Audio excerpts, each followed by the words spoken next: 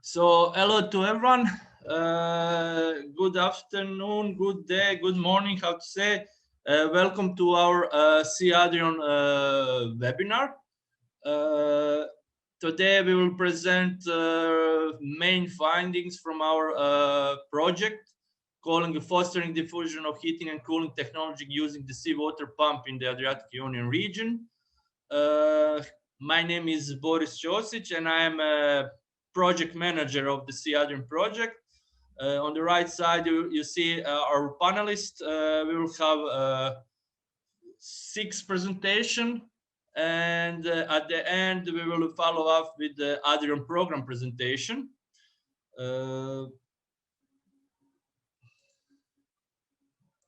About the SEADRION project, project is co-funded by the European Union with the Regional Development Fund and IPA 2 program fund. So at the moment, it's 6 partners from Slovenia, Croatia, and Greece. When we started the project, we had 8 partners. Unfortunately, 2 partners from Italy left the consortium due to problems. And at the moment, we are focusing only on the 4 countries. So the main objective of the SEADRION project is to establish transnational network of seawater heat pumps. And we are trying to do that through implementation of pilot plants in the participating countries. And our main activity is also to collect data from the heat pumps in order to present a wider community of the stakeholders in order to see how it's work and what are the results. Main activities, as I said, installation of demonstration pilot plants in Croatia, 2 and Greece, monitoring demonstration pilot plants, developing feasibility studies to identify appropriate conditions for future installation, and to develop strategy to enhance the use of seawater heat pumps in the ADRION region. Today on our webinar, you will see all results and answer on these questions. So why when we started the SEADRION project, what was the reason for that? Heat pump, ADRION region, heating and cooling, it's very important. We have a high cooling potential and demand and high heating demand. Typically, ADRION region is heated with fuel oil. So our goal is to change that and to show that's possible and to present some results. So we expecting high efficiency, environmental friendly technology, and with a high seasonal performance factor. So some advantages of heat pumps: minimal maintenance, lower operating cost. It's everything how you set up your system. You can use for heating, cooling, and hot water. On the other side, you can have sometimes high implementation costs. Problem of refrigerants. At the moment, this is the hot topics in European Union and worldwide. And at the end of the webinar, you will have some info. And there is a procedure with the licensing and what kind of the licensing. Also, why we are focusing on seawater. You have constant temperature on during the whole year. Compared to air, which is moving from -20 to +40, for example. Sea level on the sea temperature is more or less constant. So our agenda, Professor Dujic will start. We will have after that Peter with the example of case study. Valentis and me will present pilot plans. Eva will present strategy and short goals, what we expect. Luca will present Croatian Heat Pump Association, what are the role of the Heat Pump Association, how they communicate with other association. And at the end, we will have our project officer and Adela, Miss Adela from ADRION Programme. She will give overview of Interreg ADRION Programme, but also she will try to give something what we expect in next programming period, what are the projects, what we are expecting, and everything will be finalized with the question and reflection. So this is from me. This is for the introduction. Our next presentation is from Professor Neven Dujic, So he will give like introduction of our project, why we developed this project, why heat pumps are very good for the future energy system with the high share of the rest renewable energy source. So Neven, floor is your. You can start sharing presentation and you can start.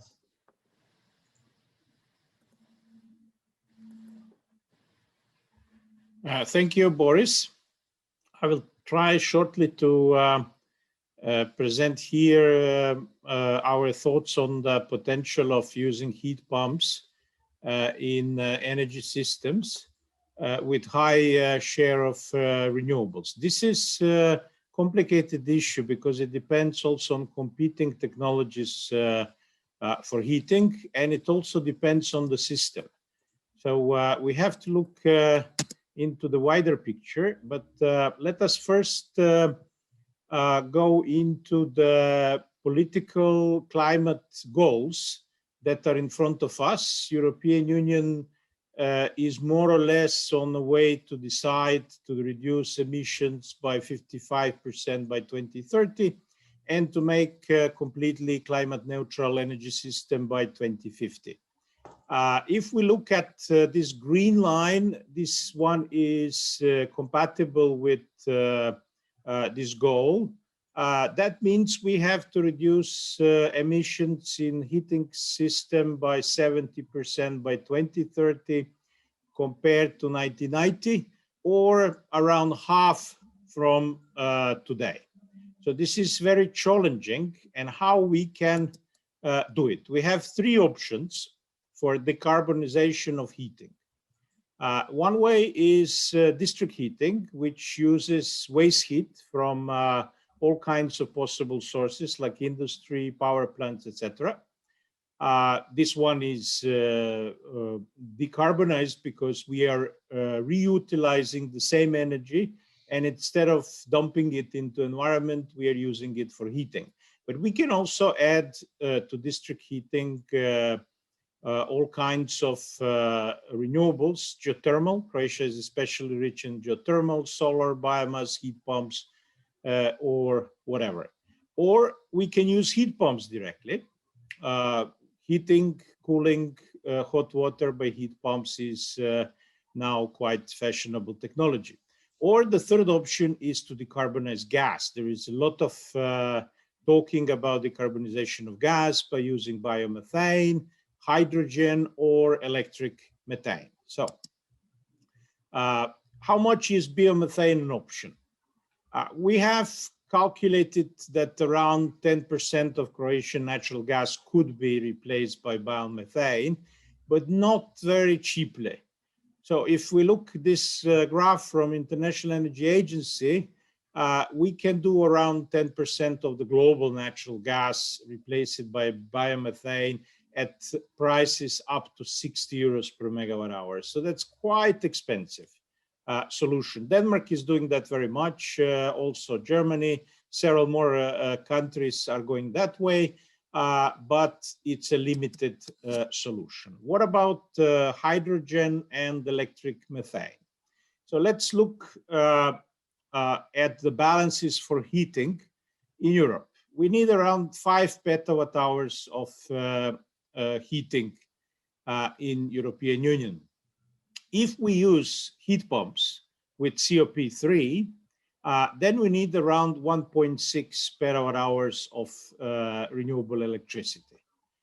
If we instead produce hydrogen and use hydrogen for heating in a boiler, this is extremely inefficient way of heating because we have used electricity to produce hydrogen, then we had to compress it, pipe it, we have losses, and then we burn it on a high temperature process for low temperature heat. And then we need maybe around 6-7 times more primary energy than if we go directly with heat pumps.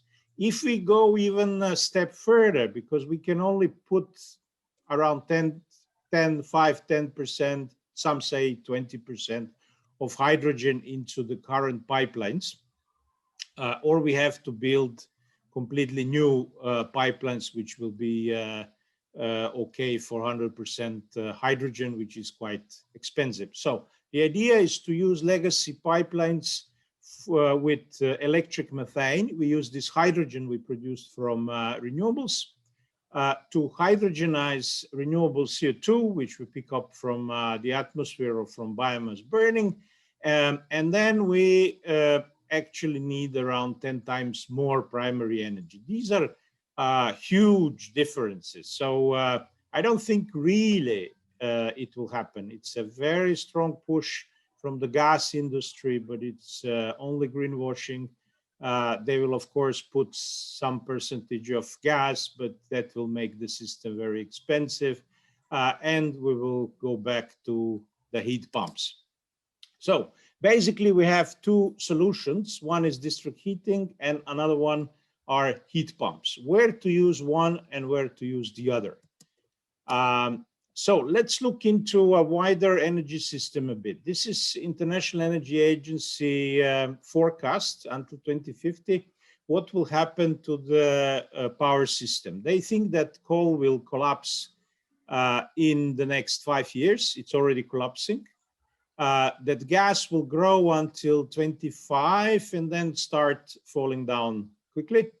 And that wind and the other renewables will take over. They're always very pessimistic about solar. So let's imagine a system, energy system, in which we actually build more wind and solar than we need. We built 3 times, maybe 5 times more than we need. The red curve, which goes up and down, is a daily electricity demand curve, or hourly, sorry, electricity demand curve, which has to be satisfied because this is the base need for electricity. This electricity is generally not deferrable. And as you can see, we only need backup in a few hours. But we have huge excess above the red line. So let's say that we power all the transport, I mean the light transport, of course, which we can, by this excess electricity. And then we do all the heating with the excess electricity. And we are left over with a huge amount of electricity for producing hydrogen, which will then be used in hard to decarbonize sectors, which is industry and long distance heavy transport. How do we solve the problem of high penetration of renewables and variability of its source? We need, of course, more grid connection. We could build global grids, but that's not feasible at the moment due to geopolitical reasons. But continental grids are proving to be optimal at this moment. We need transitionally to flexibilize thermal power plants to make them follow wind and solar. We need the wholesale market coupling in order to make it as cheap as possible. And the most important technology that we have to start working on is demand response and integration of power, heating, cooling, transport, and water systems, so-called Power to X. Hydrogen, e-methane are all in this. Dedicated electricity storage is something we mostly want to avoid because it's expensive. So how, for example, power to heat works in Denmark? When we have high price of electricity, which is the pale green line, CHP units are working, producing electricity and storing heat. When electricity price is 0 or even negative or very low, then we turn on power to heat technologies, which in this case are electric boilers, but they can be heat pumps. There will be more and more of these power to heat technologies because there will be more and more of nearly free electricity in maybe 3,500 hours per day. District heating is using heat pumps. In Sweden, in Stockholm, we have such a situation that heat pumps are using heat from wastewater system and heating most of Stockholm. It works for 40 years, so it's a system that can deliver. We have built in the previous project in Adriatic, a system in Dubrovnik. No, sorry, this is SEADRION, yes. System in Dubrovnik of district cooling that covers the Doge Palace, the Prince Palace, and several buildings around it. And this is actually the best solution for old city parts, where we want to preserve historical views of old buildings and old streets. District heating and cooling. We have recently also built a system for a hospital in Crikvenica, thalassoterapia, that was also the part of the project. This was from the installation phase, but system is working using seawater as the cold side for district heat pump heating. But we have a problem. If we use only heat pumps, what is the problem? So heat peak is up to 5 to 20 times higher than electric peak.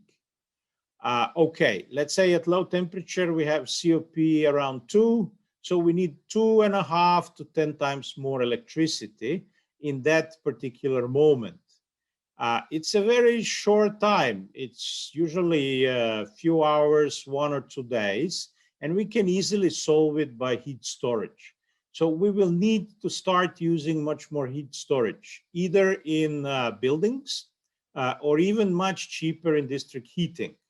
That's why district heating is a better option in dense areas, because we can cheaply have a large heat storage. In order to fully balance 100% renewable energy system, we need around 4 cubic meters per dwelling in northern climates. In Croatia, that would probably be a little bit less. Also, another thing is we don't want this. We don't want split systems on beautiful walls of the Diocletian Palace from 3rd century AD. They're just destroying it. So Dubrovnik, another old city, has banned heat pumps on the street facades, and it's developing district heating and cooling, but there will be a lot of issues because people are not used to this technology. So we have also done calculation of what is best where.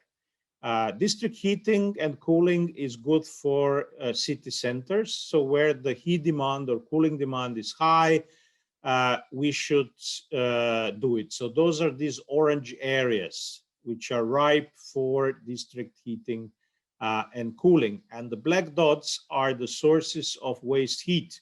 So we can use this waste heat instead of dumping it in the atmosphere in order to heat our cities. And later on, especially in the northern part of the country, we can slowly switch towards geothermal energy because this area is full of geothermal energy.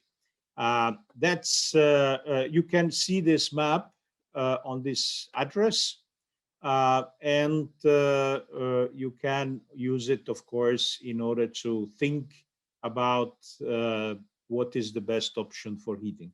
All other areas which are not orange are good for heat pumps. And so in not dense areas, we should put individual heat pumps, but we should also think about heat storage in such houses. Heat storage is not a problem in a rural home because those houses are usually large. So a few cubic meters of hot water is something that you can put somewhere. You cannot do it in the cities. You have to do it at the location of district heating plant. So I see I have some questions, but as I can see, all the questions have been already answered by Boris. So I will end here. Thank you. So thank you, Neven, for the presentation. You were on time.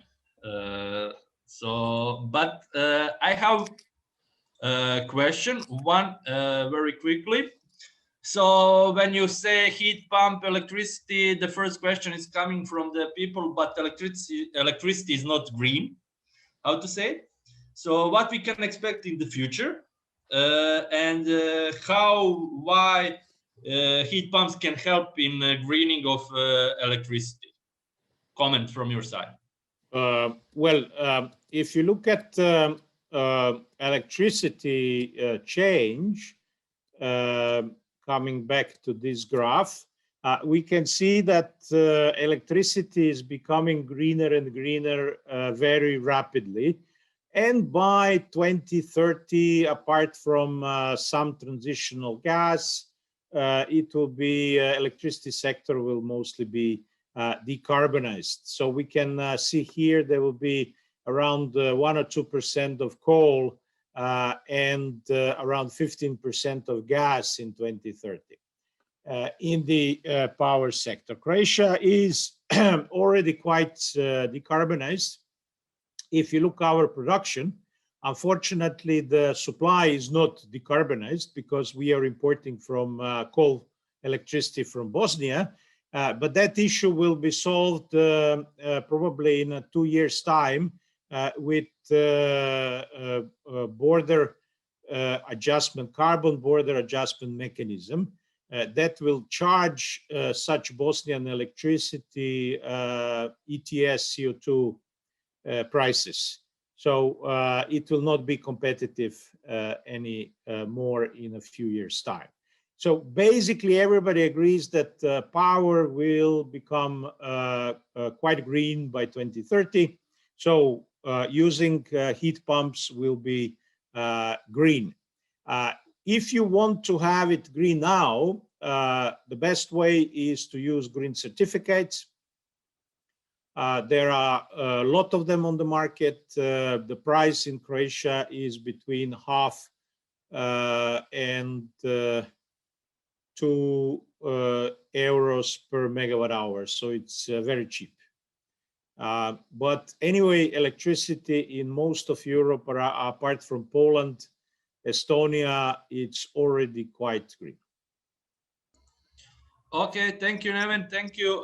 I think that answered the question. So thank you for your presentation. Please stay here in case if there is more question. I'm moving to our next presenter is Peter from coming from the company Nombiro from Slovenia, and he will present case study for the municipality building in Isola.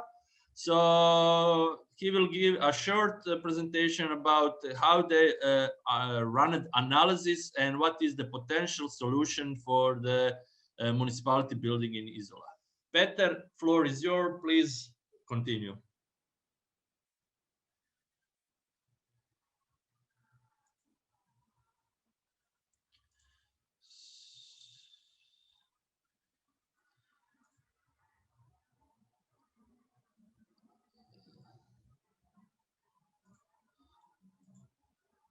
So you need to unmute and start the video, Peter. Okay, is now okay? Yeah. Okay, now sorry for that. Okay, hello, a very warm welcome from Slovenia. My name is Peter Blažek, and I will present you a project which was made in collaboration with Gulea.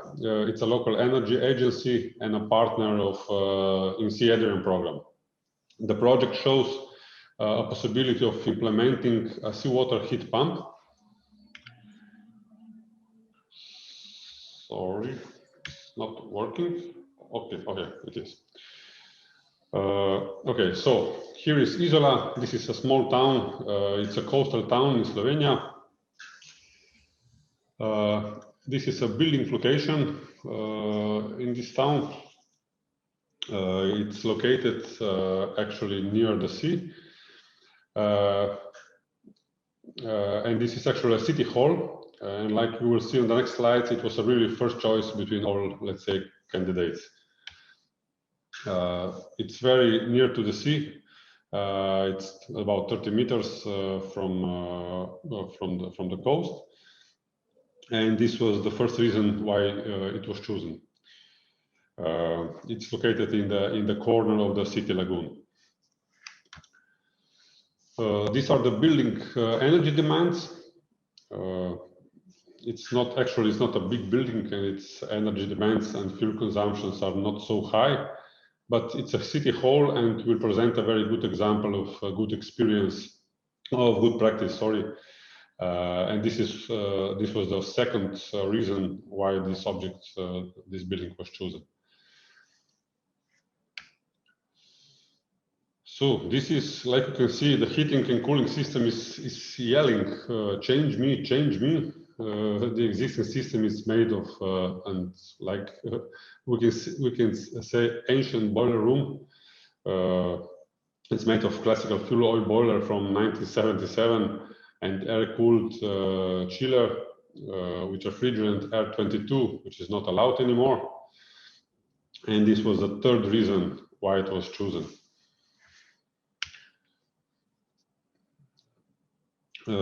So the project provides for the replacement of the old boiler and chiller with a new seawater heat pump.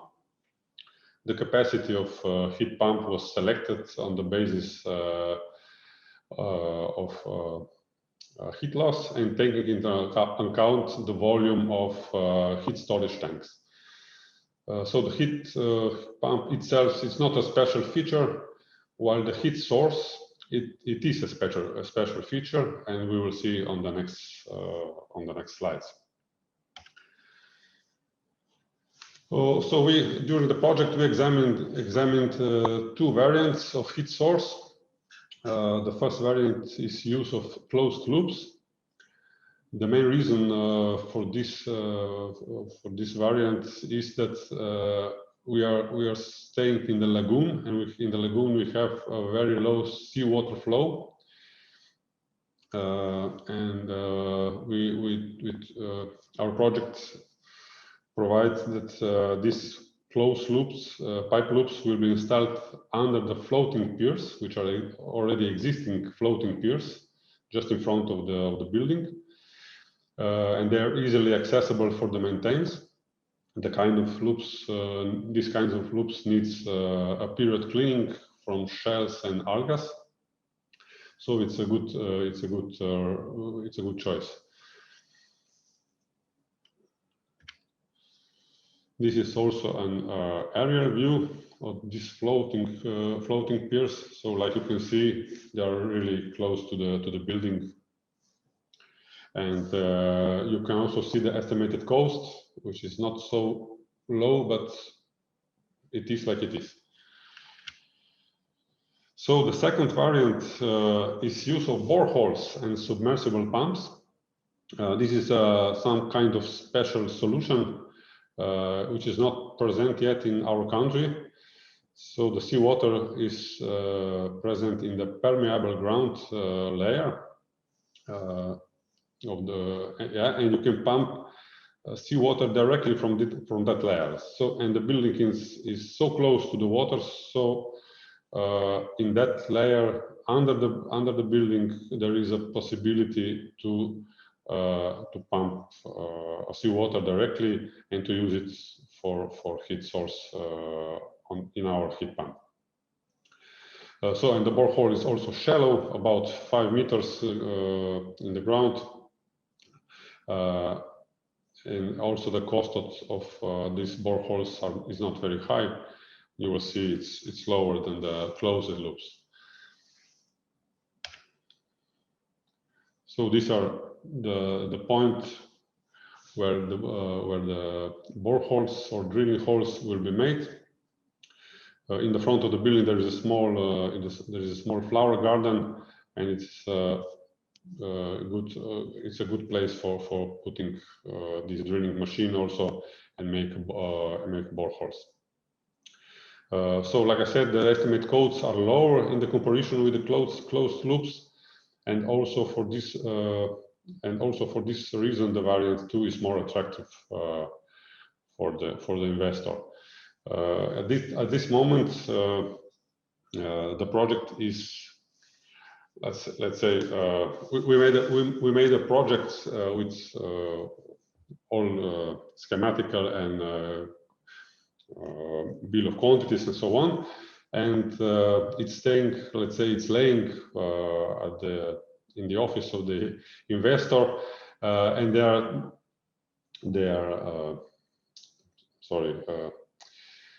they intend to use it in the next few years, and they are also looking forward to implement this kind of solution, because, like I said, it's a city hall, and it will be a good practice also for other projects.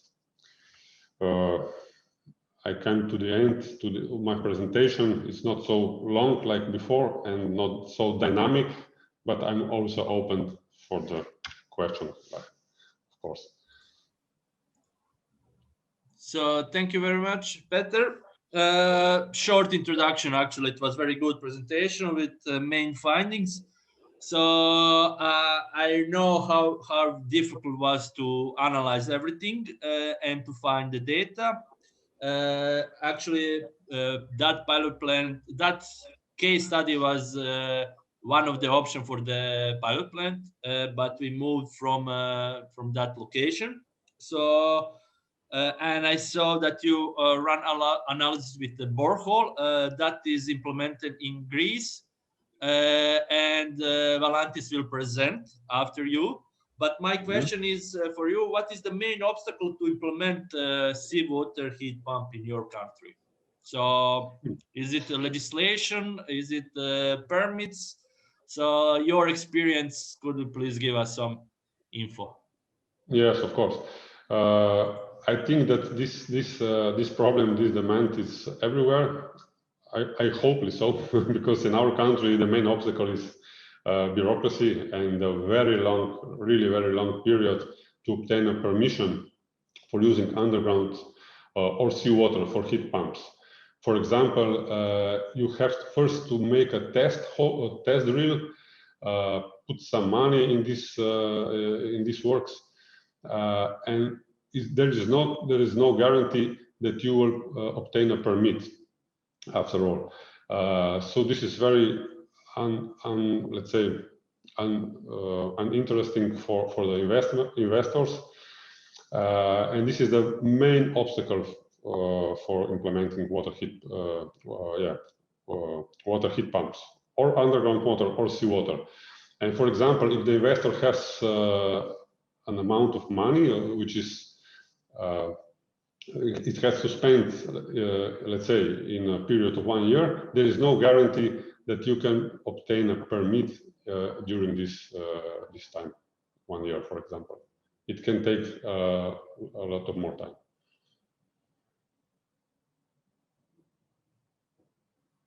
Okay, thank you for this. There is one question: what is the impact of the boreholes against the salt wedge? So, do you have answer on this, or I'm also asking Valantis to prepare if he knows, maybe for in the case of Greece. So, Peter, do you have answer on that? Sorry, I did not understand. What is the impact of boreholes against the salt wedge? Soil wedge. Salt. I did not understand. So sorry. Fresh water against salt water. So. Yes, of course. Okay. Yeah, the salt water is there is a problem with the material and so on, but this is not a main problem. The main problem for using seawater is growing shells and algae on the point when we are where the intake of the water is. This is the main problem in all seawater systems. I think also other will present. So this is the main problem, and also in our country we already have this problem, and there were two projects with much bigger than this, which with bigger pumps, let's say 1 megawatt, and it was, let's say, destroyed because of this growing algae and shells on the intake of water, and it was a very, very strange situation. The pump which pump the water from the sea make such a under pressure that the whole pipe, let's say, it's impacting to itself.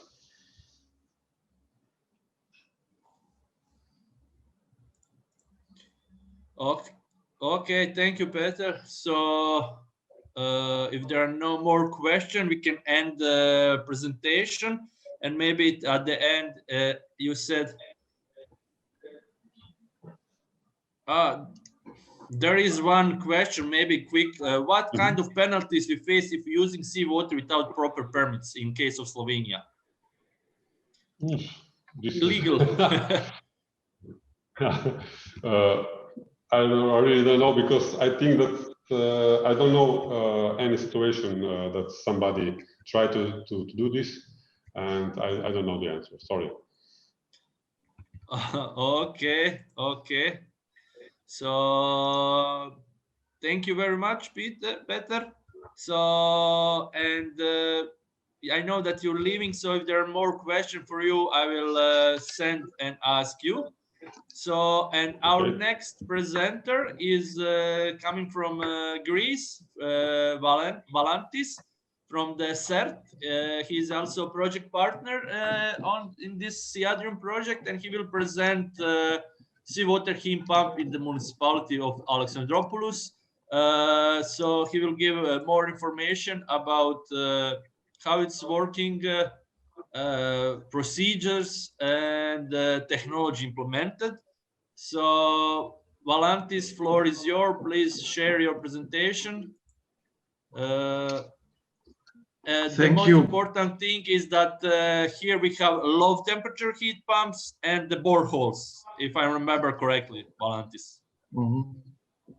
Thank you, Boris. Not sure if you can see my presentation. It's working. My name is Valantis. It's working, great.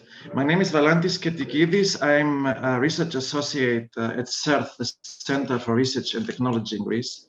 And we are project partner in this project, in the SEADRION project. I will present you very shortly what we have done in our pilot project and how we approached this technology. You see here a small overview of what I will present, some words about the pilot plant, what has been done, why and how it has been done, some key figures, and we will conclude with the energy consumption. So now it's full screen. First of all, we had the pilot plant installation at the municipality of Alexandroupolis at the sports hall. This means CERT did not own the facility. Sorry, yes, it's not full screen. Don't see full screen. It's not full screen. Yeah. No. It's still not full screen, but can you see it? Yeah. F5, please. Okay. F5. Yeah, now? Oh, still nothing. No, because these are two different windows. So you have to unshare and share the full screen. Okay, unshare. Okay, sorry, then I will, one moment. And now share the full screen presentation and not the other one. Okay, one moment.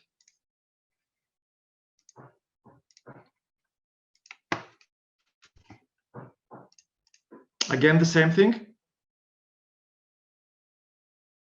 Again? Yeah, it's the same, but okay, I think that we can see. You can see, so I will continue. Yeah, you can continue. Yes? Yeah. Okay.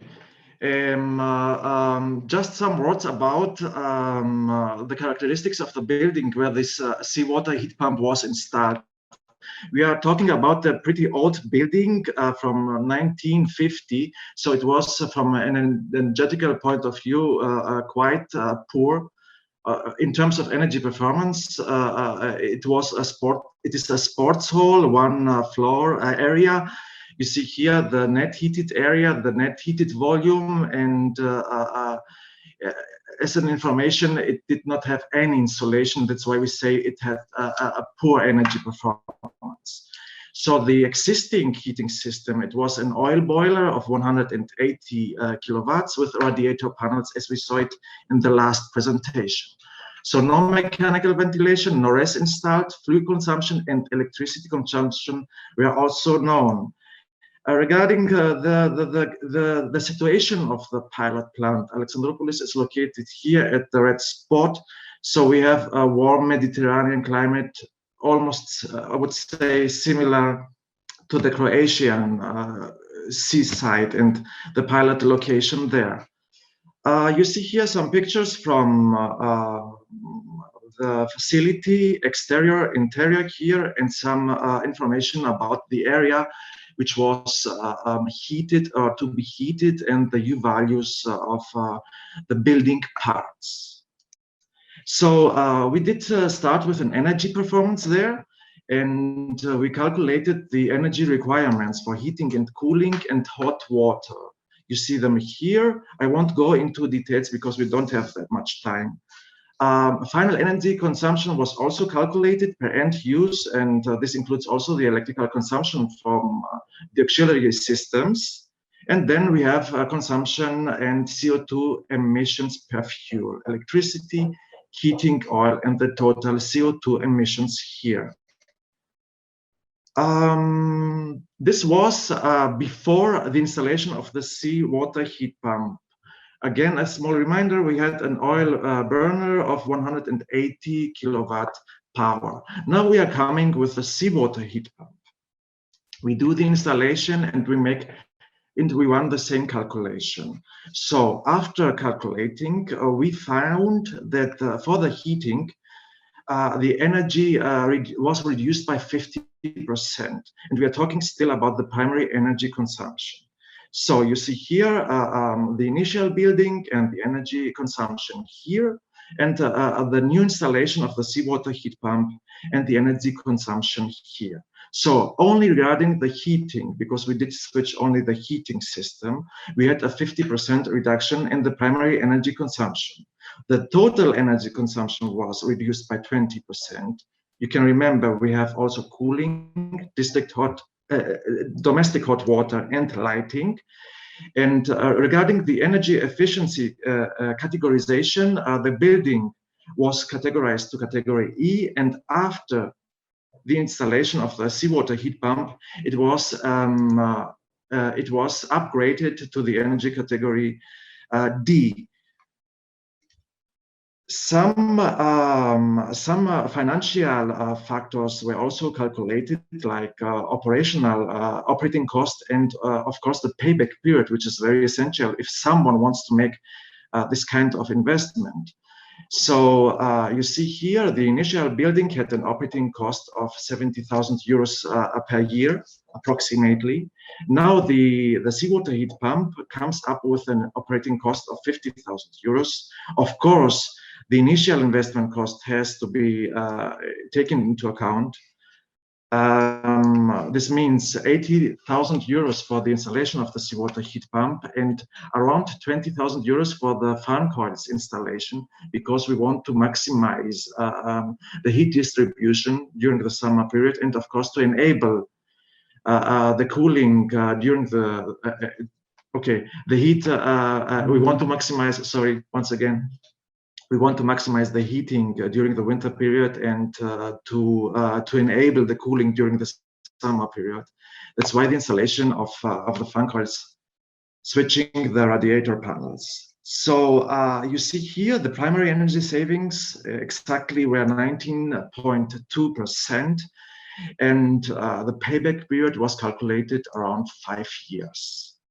So this is the information regarding the existing building and the energy performance of the building before we go to the installation of the seawater heat pump. Now we go to the heart of this presentation, or of the heart to the heart of this project, and we are talking about the seawater heat pump installation itself. So starting with the tender preparation, I won't go into details. Just a small reminder, our heat pump, the whole system, including the boreholes, costed around 80,000 euros, including the VAT. Of course, since South was not the premise owner, we had to sign an agreement with the municipality in order to settle some issues regarding the management and the maintenance and operation of this facility. And now to the construction phase. You see here, it lasted almost 4 months for the installation and the commissioning. And you have to take into account that we had to spend 2 weeks for the acquisition of the drilling permits. And to take also into account the Christmas period and also the winter period with some unfavorable weather conditions where they couldn't make any drillings. So in total, it was it started in November 19 and ended just before the pandemic in February 2012. The technical description of this seawater heat pump system. Of course, we are talking about an open loop. We saw in the previous presentation a closed loop. This is an open loop. We extract water from the sea and we re-inject this water again to the sea. How we will do this? This is done through the boreholes. So we have 2 boreholes here of a length of 50 meters approximately. You see here on the left, we have the extraction borehole. You see here the grouting works, some sensors. We have here an immersion thermometer in order to measure the temperature of the water, which has to be further provided to the heat pump. This is the water which is inserting our heat pump, and this is the water which is returned back to the sea through this pipe here, through this borehole. You see here some very nice pictures about the trial tests of this drilling procedure. And some information regarding the boreholes. We are very close to the sea, as said. We are almost 40 meters from the shore. So this means, and I'm pretty sure we will discuss this further on in the question session, we have to pay special attention to the equipment. So meaning special material for the submersible pump, for the piping, and for the plate heat exchanger in order to resist this corrosive environment. As said, the drillings had a depth of 50 meters, and we did trial pumping for at least 24 hours in order to ensure that we will have the required amount of water, which was 10 cubic meters per hour for a heat pump of 100 kilowatt power, thermal power. And of course, after the trial test, the water had to be the quality of the water had to be examined through a laboratory in order to see how corrosive it was and how it resembled to the seawater. Don't forget that we have boreholes, so we have a purification. We have a small degree of purification of our seawater. So Speaking of the quality of this water, of the seawater, it's very important, and it was just mentioned that the groundwater chemistry is an aspect which will evaluate the feasibility of this seawater heat pump in view of the hardness and the strong mineralization, which is causing clogging and corrosion of the heat exchanger and all the pipes included in the primary circuit. And just for your information, the water was analyzed. Even if we used the boreholes and even if we had some degree of purification, it was still, the salinity was still there. We had a high salinity. The total dissolved solids were around 30,000 milligrams per liter, if the seawater has around 35,000 milligrams. So it's pretty high salinity, almost seawater grade. Speaking of the material which has to be corrosion resistant, we installed a titanium plate heat exchanger. You see it here, it's the blue part. It was a counterflow heat exchanger with a maximum temperature, operating temperature of 100 degrees. Pressure drop, okay, not much. Thermometers, of course, placed in all inlets and outlets, but we will go further into details about the monitoring system. Manometer device, very important because you have somehow to control your clogging in your heat exchanger. So manometer devices were also installed. The technical characteristics of this heat exchanger are here. We used the heating mode during this winter period. And you see here, supply side, supply from the drilling side. We had to ensure this amount of 10 cubic meters per hour with a temperature in and out as mentioned here, but I will come further to some details later on. This is the heat pump. Someone asked in the chat about the manufacturer. It's an Italian brand, it's Airmec. Some very short details. It's a water-to-water type. The thermal carrier fluid is the common used Air 410A. It's of course a reversible, operating in cooling and heating mode, and it has two scroll-type compressors in a common refrigeration circuit. So the technical details from the constructor, from the manufacturer are shown here. The power, the thermal power is over 95 kilowatts. The efficiency, pay attention on this figure here because we will come back to it, should be over 4.3 with temperatures of this range. It's on the condenser side 45 and 40, so it's not high temperature like the one you will see in Crikvenica in Croatia.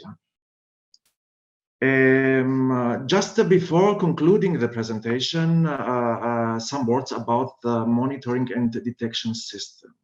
In order to define the efficiency factor and the overall efficiency, a lot of measurements have to be performed and a lot of meters and sensors had to be installed. So starting with a data acquisition and remote monitoring system, we installed 2 calorimeters at the exchanger and at the buffer side.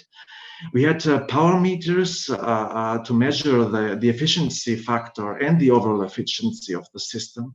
We had the immersion temperature sensor, the blue thing you saw it, during the drilling process in order to measure the drilling water temperature.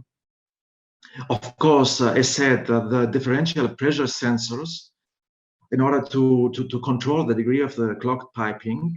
And of course, some temperature meters at the evaporator, at the condenser, the buffer, the room, the interior of the room to measure the room temperature and the environment. And everything was incorporated through protocols. The Modbus protocol was used and incorporated into the SCADA software in order to have some measurements like this one you see here.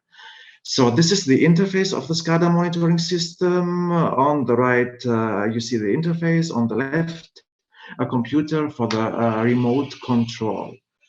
What did we do? Let's go further on to a flow diagram.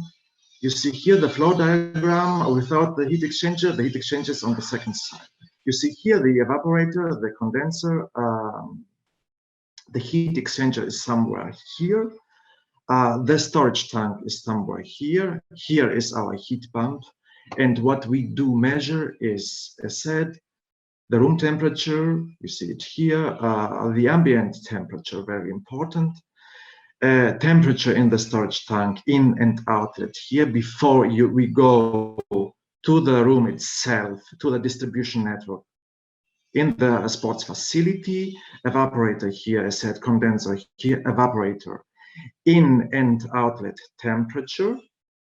And if we are talking about the heat exchanger, you see it here again, inlet temperature and outlet temperature. Inlet from the well, from the water just inserted from the borehole. And now this is concluding this flow charts, some very basic key operational figures. What we did in this project. So we started the operation of the installation just last October. Pandemic did influence a lot the operations facility. So the measurements were collected from November until including March. So we had fairly 4 months of measurements. Of course, during the winter, we did measure only the heating energy consumed or used. So only the heating period was taken into account. Very important was that the room temperature of the facility was set at 20 degrees day and night. So there was no separate mode, no separate night mode, even if there was no occupation during the night mode.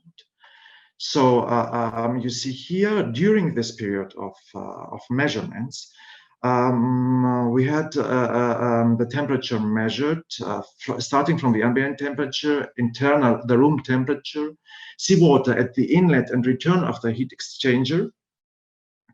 Here, the evaporator in and return, and in and return of the storage tank here. And if talking about the efficiency of the seawater, the COP in principle, what we would need, or what we need, are these 3 figures here. So using the consumed electric energy, which was measured and read from the interface from the facility, consumed electric energy, generated electric heating energy, and the renewable heating energy from the seawater. These 3 figures are enough in order to calculate the COP either of your heat pump or of the whole system itself. So you see here this table, the last table of the presentation, the COP calculated for the system itself around 3.6. Don't take November into account because it was the startup phase there. So on a permanent level, our COP of the system was around 3.5. The COP from the heat pump was 4.3, as indicated by the manufacturer. So I guess he was not lying. And the Q values also measured here on a monthly average. And concluding to a diagram with spikes and bar charts in order to see in an aggregated form, in a visual form, what was measured so far from, again, the generated heating energy, the consumed heating energy, the coefficient here of performance for the COP of the heat pump and of our system here, and the consumed electric energy and the ambient temperature here. So this concludes my presentation. I thank you for your attention. Not sure if you have some questions, but I'm pretty sure we will come up with something. Thank you very much. Thank you, Valentis, for this very good presentation, an interesting presentation. I know the whole story behind that, but probably our attendees doesn't know. They see only the numbers. There is one question. you really need only 2 weeks for the drilling permit? That was the question. Yes, this is not a lie. Yes, we are not lying in this case. Okay, don't forget that this installation is a small one, meaning 100 kilowatt of heat pump and a requirement of just 10 cubic meters per hour is not much. So we have a special categorization for this small scale investments, and the permit is issued by the regional authority. So we don't go to an upper ministry level or any other authorization. So the regional authority is issuing this permit in 2 weeks, because in principle you have a small amount of water and you don't have that much of environmental impact. There's no environmental impact study included in your facility, in your pilot plant. Of course, if you're going to a big hotel complex with a lot of with a bigger size, then the procedure there is different. Yeah, thank you. And how it's operating now? Are you satisfied regarding the numbers? What you had at the beginning, and what is the situation now? You showed some COP, so it's yes, as is expected, or you expect it higher?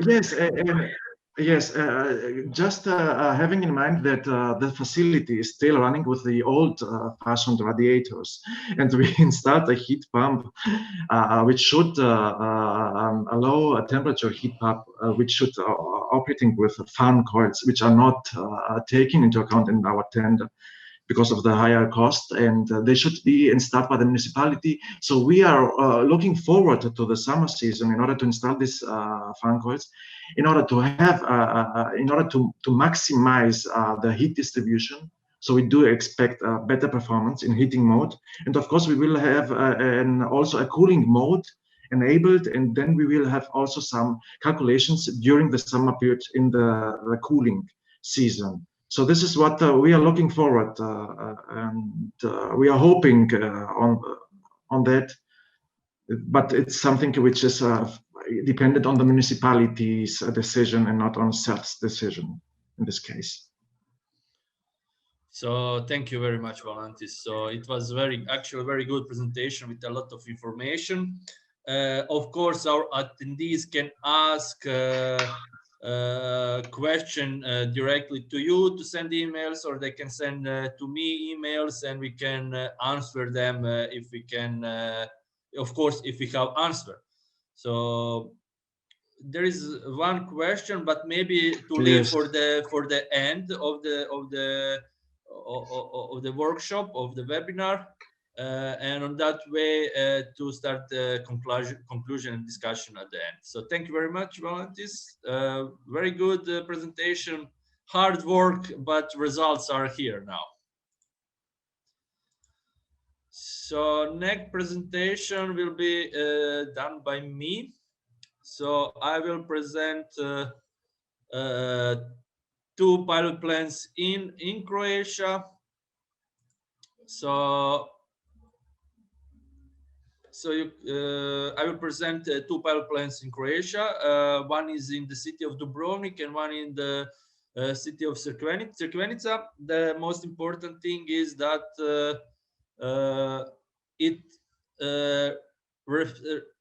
partner responsible for the pilot plant in Dubrovnik is development agency from Dubrovnik, Dura. They are here in the program. So if you have any questions, you can ask in the chat, and after the presentation we will also try to answer on your questions. So as I said, we had 2 pilot plants in Croatia, one in Rector's Palace, Dubrovnik. The important thing is in UNESCO protected buildings. So yes, it is possible to build in UNESCO protected areas, and it's a low temperature heat pump, direct intake of the seawater compared to the Greece. And then the second pilot plant is Thalassotherapies Crikvenica. It's special hospital for the in the Crikvenica.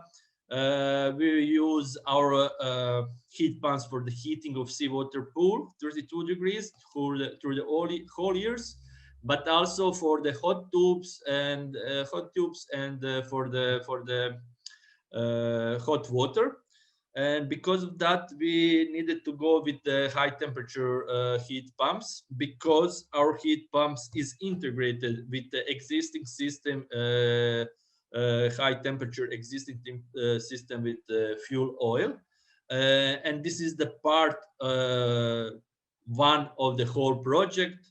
And I will talk later regarding seawater heat pumps in thalassotherapy. So we want to monitor and to present results from our pilots. That's one of the main reason of the building and going in this direction. So pilot plant Dubrovnik, you have here a location at the building. So as I said, our responsible partner for this was Dura from the city of Dubrovnik, and thank you for that. And I like to thank them for this. It was hard work. Mato was implementing whole work and coordinating, and he knows a lot and he have a lot of information. And he's in the chat, so you can ask him. But also, as I said, after the presentation. So Rector's Palace, location of the building. The complex had the seawater heat pump installed in 80s. Unfortunately, very bad maintenance, lower the efficiency. Some parts needed to replace, and they replaced it with electric heaters. So when we run analysis, we noticed a big savings in electricity consumption. So building from the 14th century, heated in from the 80s with the heat pumps. Very important things that in that period heat pumps were entering through the roof. So this is the old system, as you can see. And when we visited before the installation of the new system, it was like over 50 degrees inside of this boiler room. And there is one very interesting. They had 40 cubic meters storage, and the heat pumps were built in 80s to operate in the triple tariffs. So using the lower electricity tariffs to heat water in the storage, and to use directly from the storage when the electricity price is higher. So engineers thinking from the 80s about using the cheap electricity to run on the seawater heat pumps. So this was built in the 80s, and you can see the roof were option to move this concrete at the top and to put inside the new heat pumps. That was idea. So we target value of the new system is around 430 kilowatt of the heating load. So we installed 6 heat pumps with around 70 kilowatt of heating and cooling capacity of each one. It's a direct intake of the seawater in the city port. So you have 6 heat pumps and the storage, and then go directly to the consumers. So before we start presenting the new one, results, this is the transport pumps installation of after the installation. Of course, this looked very nice, but at the beginning we had a lot of problems because we had the problem with installing the equipment inside, and we needed to change the project. So you see now 6 heat pumps installed. Officially, when we started the project analysis, we planned to install 3 heat pumps to enter through the roof of these heat pumps, but then we had problems with the protection of the buildings, and it was forbidden to remove roof and to enter the heat pumps. Because of that, we went with the 6 small heat pumps, because we had exact size of each heat pumps which can pass through the doors in order to enter in the rooms. So when we built this storage unit, it was dismantled and built on the place because we had a problem with entering the heat with the storage. So these are the results. As you can see, COP is around between 3 and 5. Please note that these are results in February when we had some problems with the data collecting, and we are not 100% sure that these numbers are correct. And we are expecting much higher numbers. So you can see here electricity consumption is around 500 kilowatt hours per day. Heat production according to the numbers, and even with these very high heat electricity consumption, we managed to reduce electricity consumption on monthly level 3 times compared to the older system. So we are saving a lot of, and it's very good, and we are presenting these results to the city in order to show them that approach like this is very interesting. Working hours of the heat pumps. So you have 6 heat pumps. As you can see, mainly working 2 heat pumps during the day, and there is a different load of each heat pump. So they are not running on the full capacity. They're operating in the summer and in the winter period. So electricity consumption and delivered heat in the first quarter of the 2020, as you can see, January, February, and March. In February, it was very cold, and a lot of much higher heat is delivered compared to the January and the March. But as I said, we're still collecting data and trying to compare these numbers because we had some problems with data collecting in this period. So as I said, for any question, any information, what you need, please feel free to ask. So the designer was a local company, Talpos.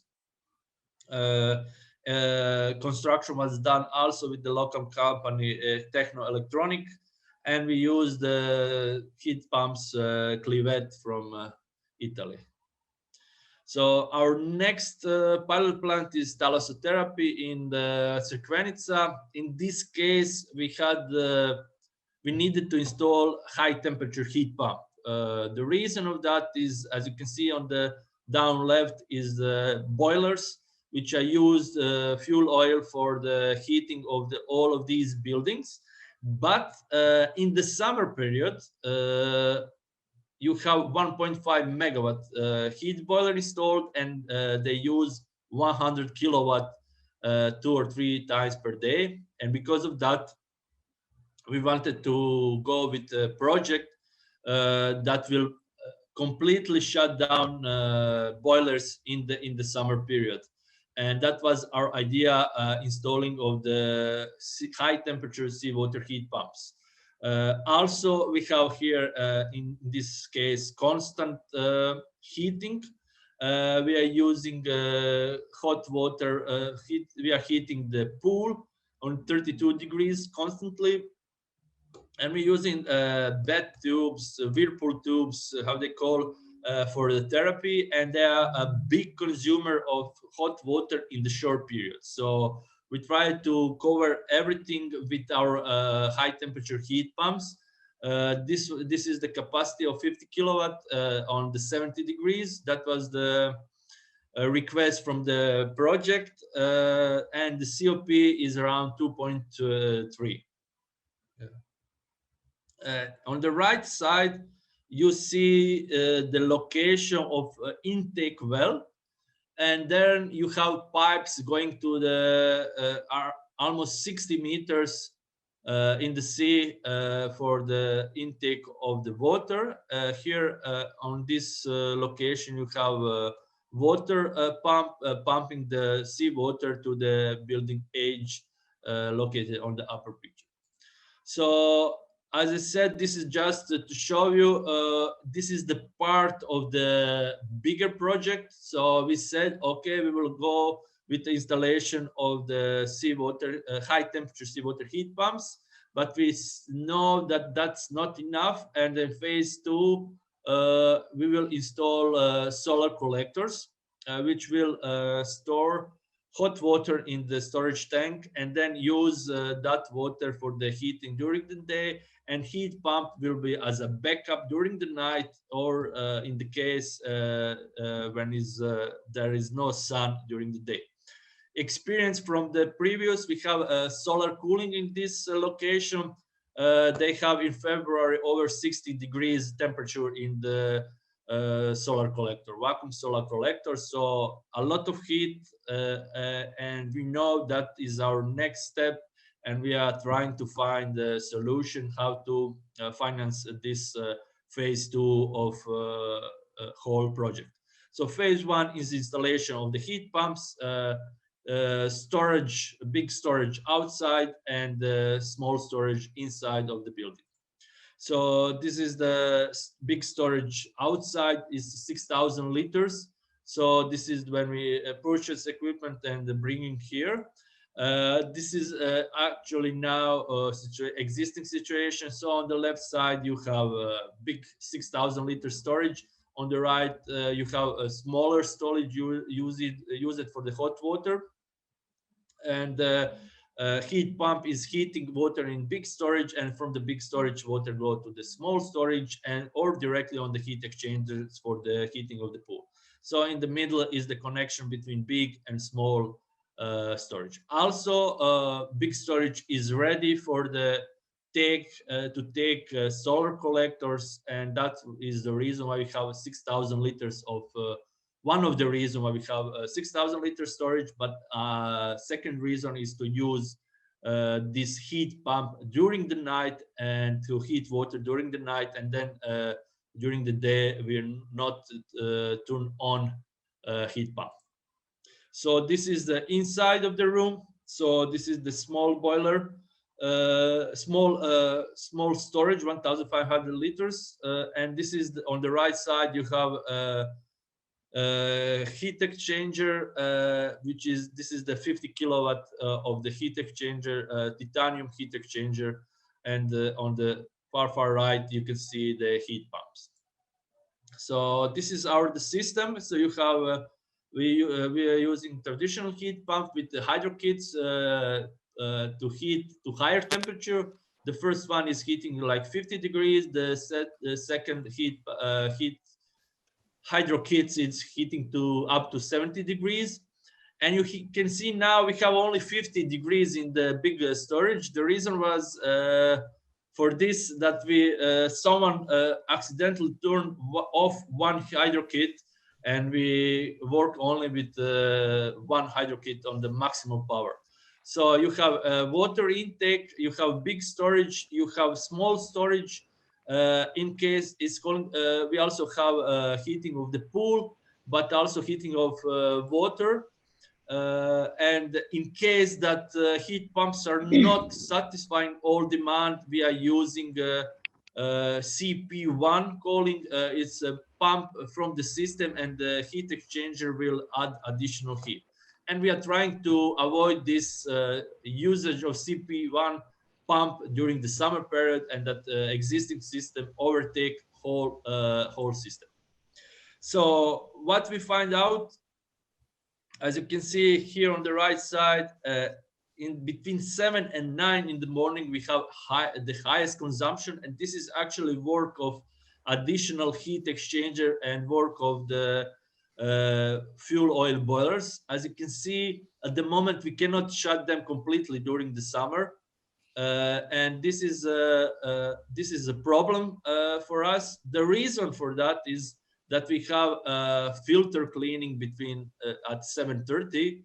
So now our approach is to move this filter cleaning from 7:30 in the morning to the 8 in the evening, and then to have a heat pump operating during the night when the temperature is lower, and then during the day we will not have a need for the to use boilers for the additional heating of the water. As I said, the most important part is actually implementation of phase 2 of the project. is a vacuum solar collectors, which will add additional capacity to our system to run through the day. So thank you very much for attention. Thank you. If you have any question, feel free to comment us. I will give one or two quick answer. So just to show you the companies who work and equipment implemented, it was LG Hydrokits, and we have a company from Croatia doing for design Technocom, and for the installation was Thermoplin PIM from Croatia, from the city of Bjelovar. So that was the team for the design, of course, from help of our professors from our faculty. Professor Soldo also helped with design, with some advice, and all other members of the team. So this is from me now. There are some questions I can add just quick answers. So there are some about operating at the moment. We don't have any problem with water intake in Dubrovnik or in the thalassotherapy in Crikvenica. We will monitor that in the next few months. Is going to work okay, or is going to be some kind of the problems with the operation. From the past experience, they didn't have any problems, but we hope that it will continue to work and operate very good. So, as I said, this is not typical project in thalassotherapy because we use the high temperature heat pump, but it was electrical energy heat pump. We used the electrical. But when we started to develop this project, first idea was from a designer to implement gas heat pumps, seawater gas heat pumps. So, but then we switched to electricity because we showed that that's not a good solution, because especially their work, because they are therapy hospital, and using the gas or fuel oil is not the option. There is still a lot of potential to implement, and we are working on this. There is one question about permissions. So in the case of Dubrovnik, we had the existing system and we didn't need any additional permit because it was reconstruction and changing of the existing system. In the case of thalassotherapy, we requested the concession for the using of the seawater. It was issued by the local, by the city. So you have three different levels. You have national, county level, and municipality or city level, depending on the size of project and the interest of the project. So if the project is built in Natura 2000 or something like that, then you need to go for on the national level. If it's very big project and influencing on the county level, then you need to ask county level for the permits. So we didn't have any construction of the water intake. That was luck for our side, because then we need to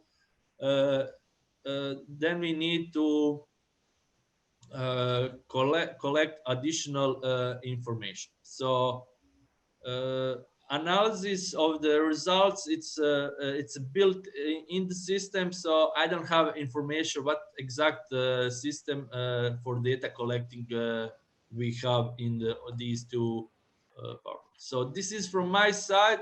For any other question, feel free to contact me.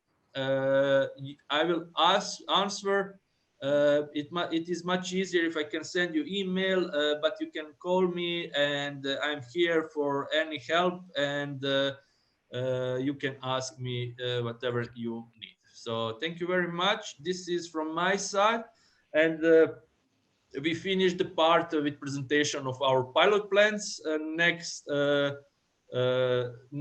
step is the presentation of other results from the SEADRION project. Now will Eva present SEADRION common strategy to enhance the use of seawater heat pumps in Adrian region, because we didn't work only on the pilots, but we also look for potential for research and innovation, how to connect stakeholders, different stakeholders, and what is the main findings and the strategy for development of this seawater heat pumps in the Adrian region. Eva, floor is yours. Please continue with start with your presentation. So thank you very much. And Eva. Okay.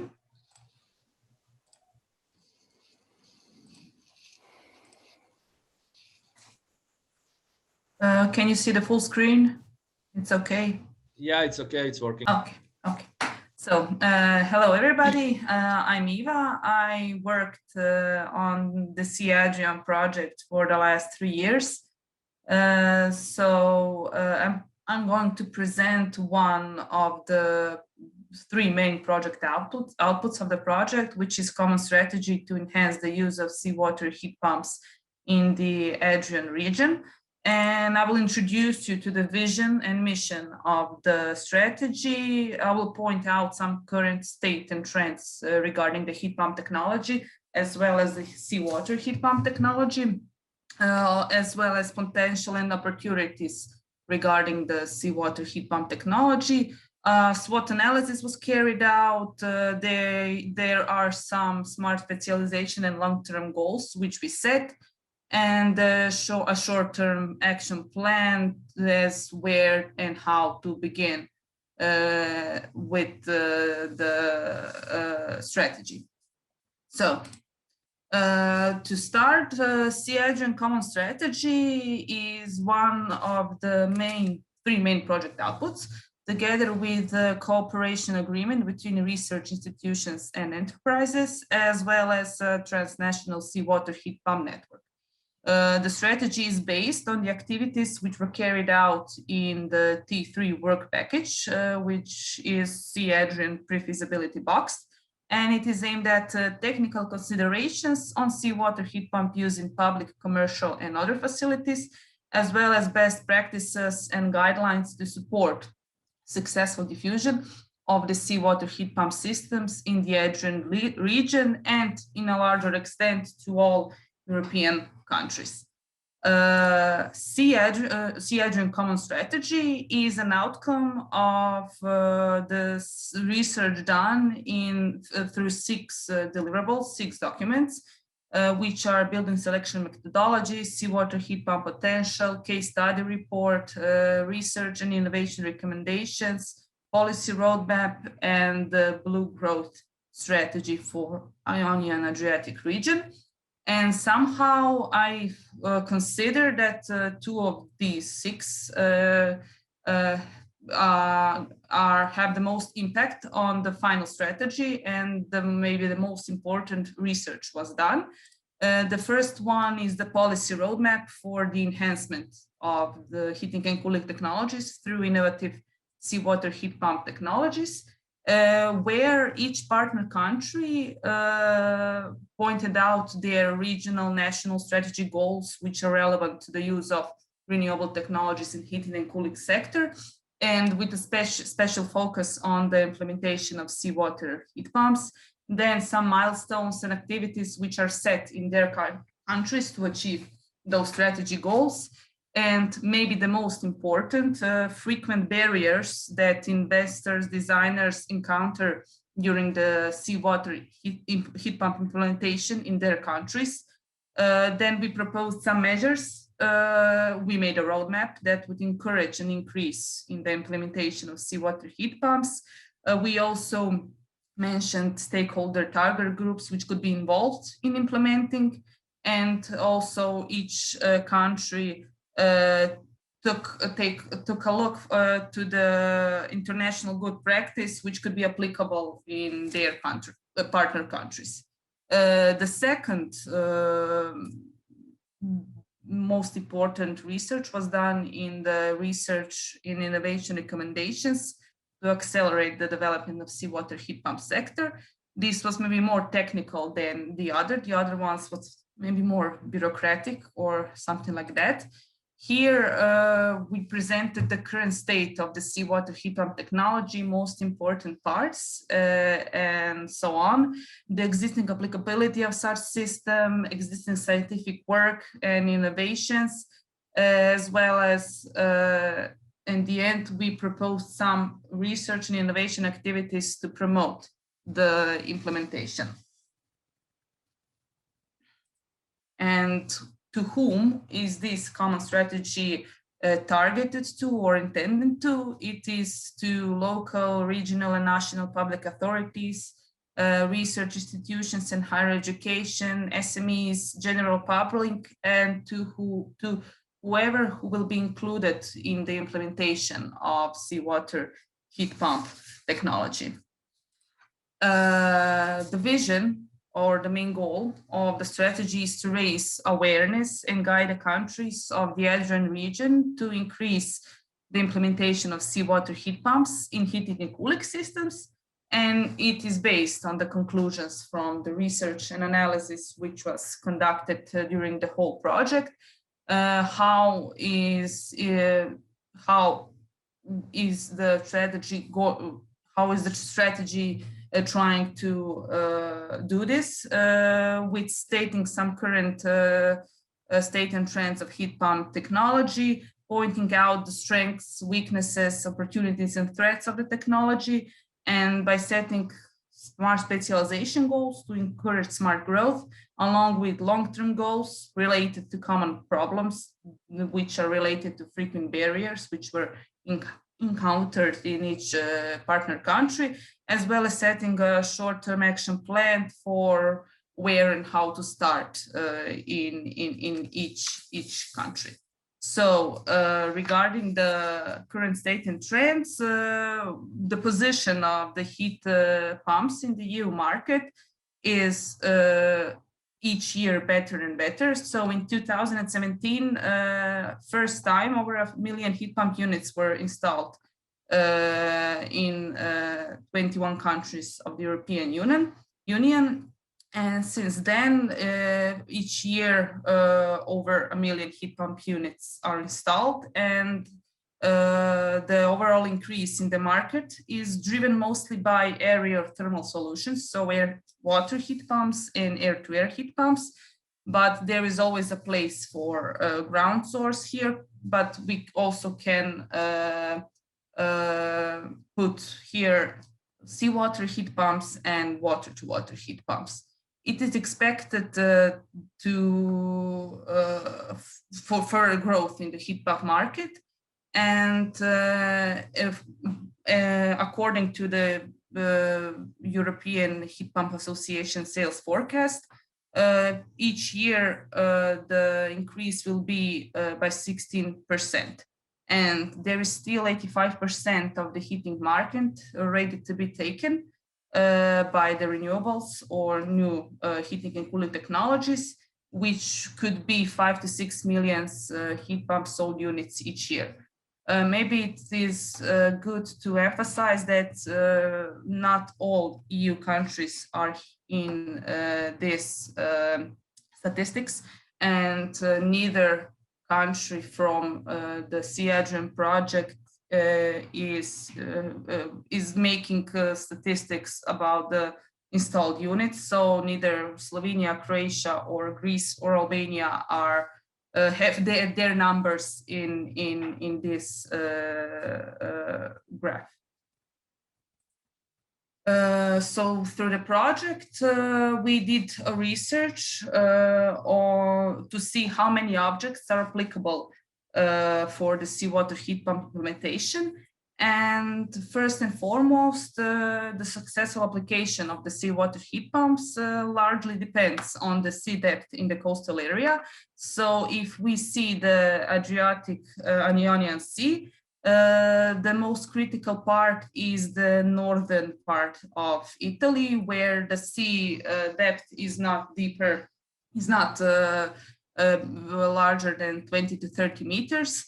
And if we consider that the seawater intake is done at circa 20 meters, it is too shallow. And this is the depth, not in the coastal area, but maybe this is the most, the biggest depth in the sea. So a few maybe kilometers from the coast. So the seawater intake is desirable at a certain depth where the impact on the temperature change of the seawater is lower, that's because of the solar impact on the surface of the water. And the total depth of the sea affects the seawater temperature, and with that, the operation and efficiency of the system. Regarding the objects we were looking at, so we considered hotels and public buildings in coastal area, and buildings with the greatest seawater heat pump potential are hotels that are generally very close to the sea, which can be seen through this diagram, because especially in Italy and Greece, they have a lot of hotels near the sea. And if we found around 10,500 hotels in our 4 countries with nearly 5,000 gigawatt hours per year heating energy demand, which could be which can be replicable to the seawater heat pump implementation, as well as around 2,500 public buildings with 500 gigawatt hours per year heating energy demand, where also seawater heat pumps can be applicable. Next in the strategy, SWOT analysis regarding the installation and operation of seawater heat pumps is given. According to the barriers encountered during the implementation, we divided some strengths, weaknesses, opportunities, and threats of the seawater heat pumps. And maybe to point out the most important ones, maybe the biggest strength is the high heat pump efficiency of such systems. And we can use the available renewable energy at the site of the application. This is a strength, as well it is a multi-purpose device, etc. The biggest weakness maybe that the application of potential in relation to total demand is limited by the distance from the seashore. So we have to take into account that the building is not far away from the coast line, because then the investment and installation costs are too expensive. They are expensive in each way around, but if the building is far from the coastline, and the costs are higher. Some opportunities, we can integrate other forms of renewable energy sources, as well as we can make mini seawater heat pumps, district heating or cooling systems. And the biggest threats maybe are complex administrative and legal procedures for direct seawater intake, or some bureaucracy in general. As well as maybe residents, they're always skeptic to something new, and they can maybe make some problems, but it's not necessary. The next thing we pointed out in the common strategy are smart specialization goals.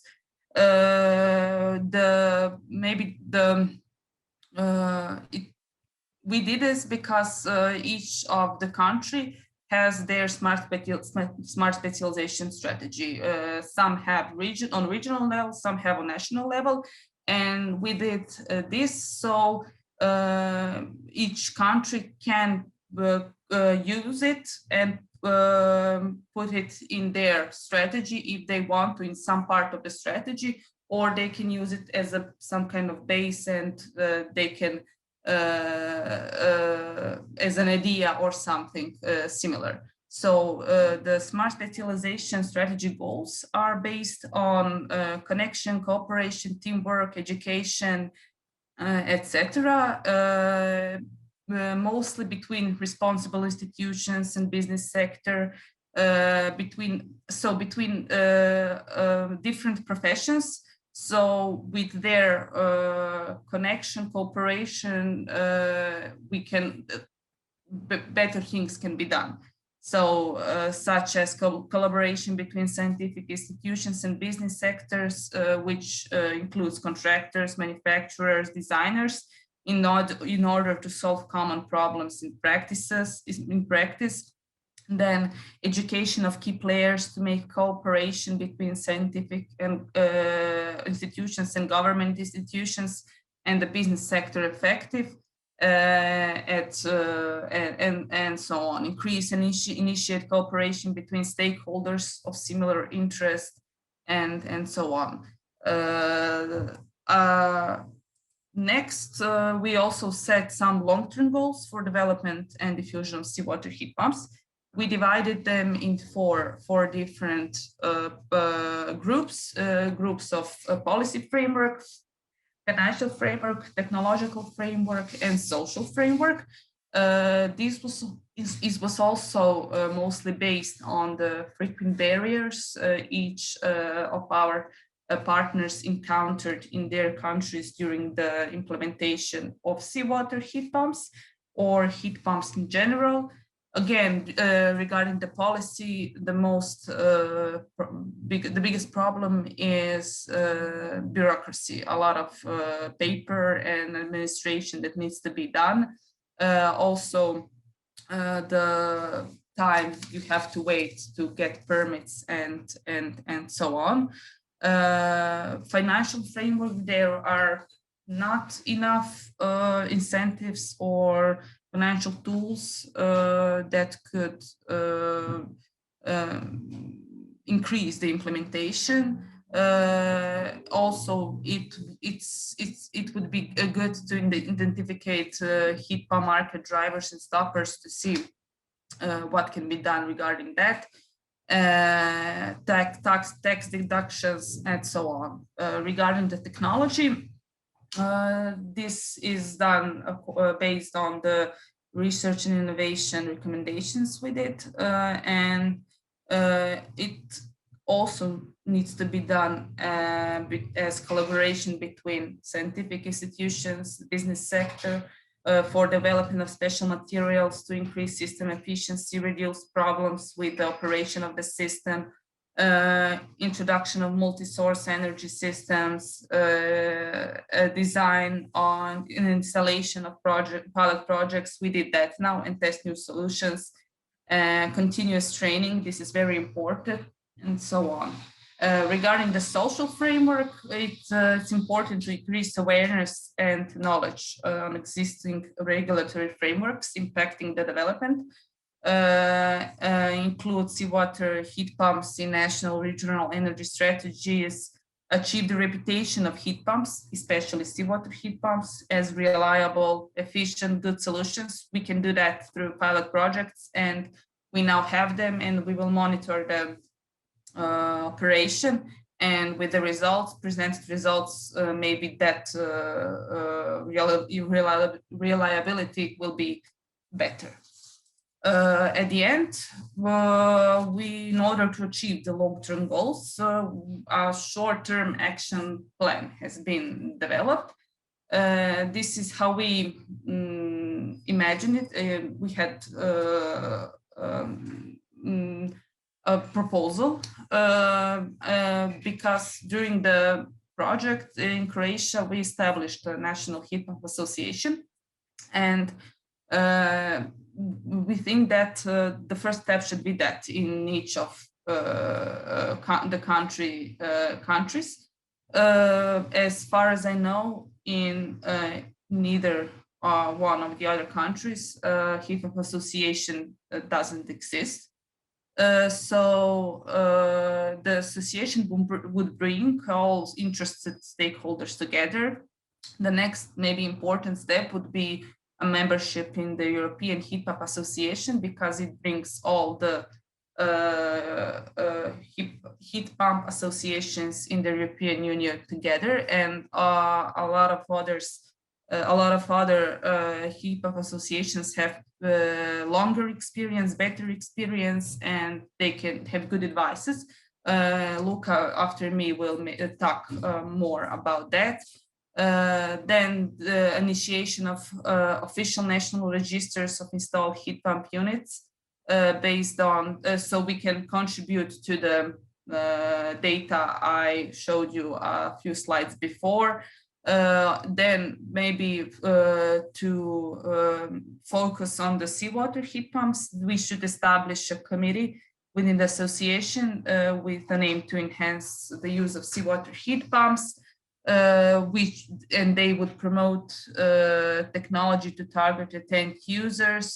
It would be good to do a temperature and bathymetry analysis of the coastal area of the sea, so we can see the seawater heat pump potential in each of the country, map the buildings suitable for seawater heat pump application, set maybe up some kind of building case study template as a quick check tool to see if the seawater heat pump implementation is cost effective, establish a working group to counteract both overregulation and the lack of specific policies in the field of seawater heat pumps in each country, define instructions on the existing legal framework, because maybe this is the biggest problem in each of the country. Why association? Because association represents some kind of community of subjects of the same or similar interests, and they can be called the voice of profession, and they can have greater impact on responsible institutions, and they can directly, quickly point out the problems, and because they have greater impact, maybe institutions would solve them a little quicker. So that's it.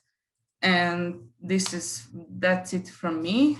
I don't know if there are some questions or. Thank you, Iva. It was very good. So basically, you gave overview what we have also done in the project.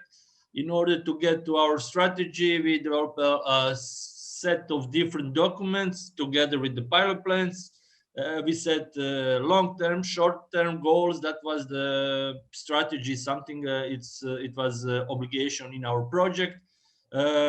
This is actually very important to get idea what we can expect in the future. So thank you very much for this. And as you said, one of the short-term goal was what we are focusing is and showing the good example is establishment of the National Heat Pump Association.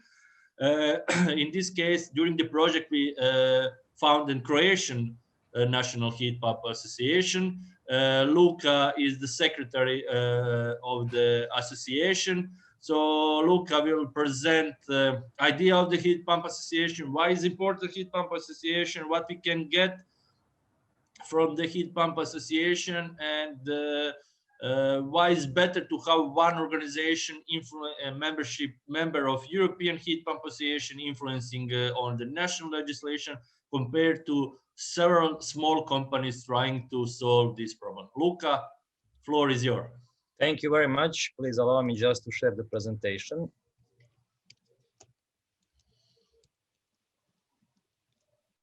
Just a second. I think we are now sharing. Do you see this presentation open? Yeah. Okay. Thank you very much. Greetings to all the attendees and participants. After interesting technical presentations, we are now going in a little bit non-technical waters, we could say, and we'll discuss something about National Heat Pump Association, mainly from the perspective of of Croatian Heat Pump Association. We are also a member of European family of European Heat Pump Association. At the start of the presentation, I will just put heat pump numbers and its perspective in context to say something about the importance of the heat pump national associations. As Eve already said, we have seen that there is an increase in numbers of installed units every year. If we observe the data by the type and by the capacity and simpler units, reversible air-to-air units and sanitary hot water dominate in terms of numbers. Of course, ground-coupled systems have stable numbers, they have a larger capacity, but when only numbers are observed, simpler heat pumps are dominating the market. All this data is part of European Heat Pump Market and Statistic Report prepared by European Heat Pump Association. And it is important to stress out that basically it is built upon the reports prepared by national heat pump associations that are involved in the EHPA day-to-day business. So basically one of the main goals and purposes of the national association is to monitor the market and react if there are some wrong things or bad things on the market. Heat pump market is growing each year, and it will grow even further if we consider the future prospects on the European Union market, because following the European Green Deal and all other relevant legislation, heat pumps can fit in to several pillars very nicely and can even further increase its number and installed capacity over the coming decades. Also, several documents like the European Union Strategy for Energy System Integration give strong emphasis on the importance of the heat pumps. To be more precise, electrification is expected to play a central role in residential and services sector. Therefore, the share of electricity in heating demand should grow substantially. If we observe these numbers given by the year 2030 and compare it with estimates about currently installed heat pumps in household in European Union, we can estimate that approximately 48 million households should opt and buy a heat pump by the 2030 in order to have around 40% electricity in heating demand European Union. That means that manufacturers must produce and distribute 48 million pieces of equipment, and installers need to install and maintain all that new equipment only by the year 2030. So we still have 2 decades until we reach 2050, when we expect even greater share of electricity in heating demand. Why is this important? It is a good thing, but also it can result in a bad thing, because we all know that heat pump performance is much more sensitive to the heat sink and the heat source conditions, and much more than conventional systems. We also know that heat pump system is financially more demanding in terms of initial cost compared to conventional systems. And in order for the heat pump system to be efficient over the whole season of heating and cooling, or heating and cooling, heat pump system must be properly designed, it must be correctly installed, and must be adequately commissioned and maintained. All 3 or 4 aspects are in direct contrast with large increase of number of heat pumps that should flood the European market. So why do we need National Heat Pump Association? We need it mainly because the market might end up not fulfilling its full potential if we overrun the market with poorly installed and designed heat pump systems, or if we flood the market with heat pump systems with small efficiency. Therefore, one of the main reasons and goals for the Heat Pump Association is to establish quality standards for the heat pump systems in order to fulfill the full potential of the heat pumps, in order to achieve all those goals set by the European Green Deal regarding carbon neutrality, energy efficiency, and so on. So basically, what can one national association do in order to facilitate sector development?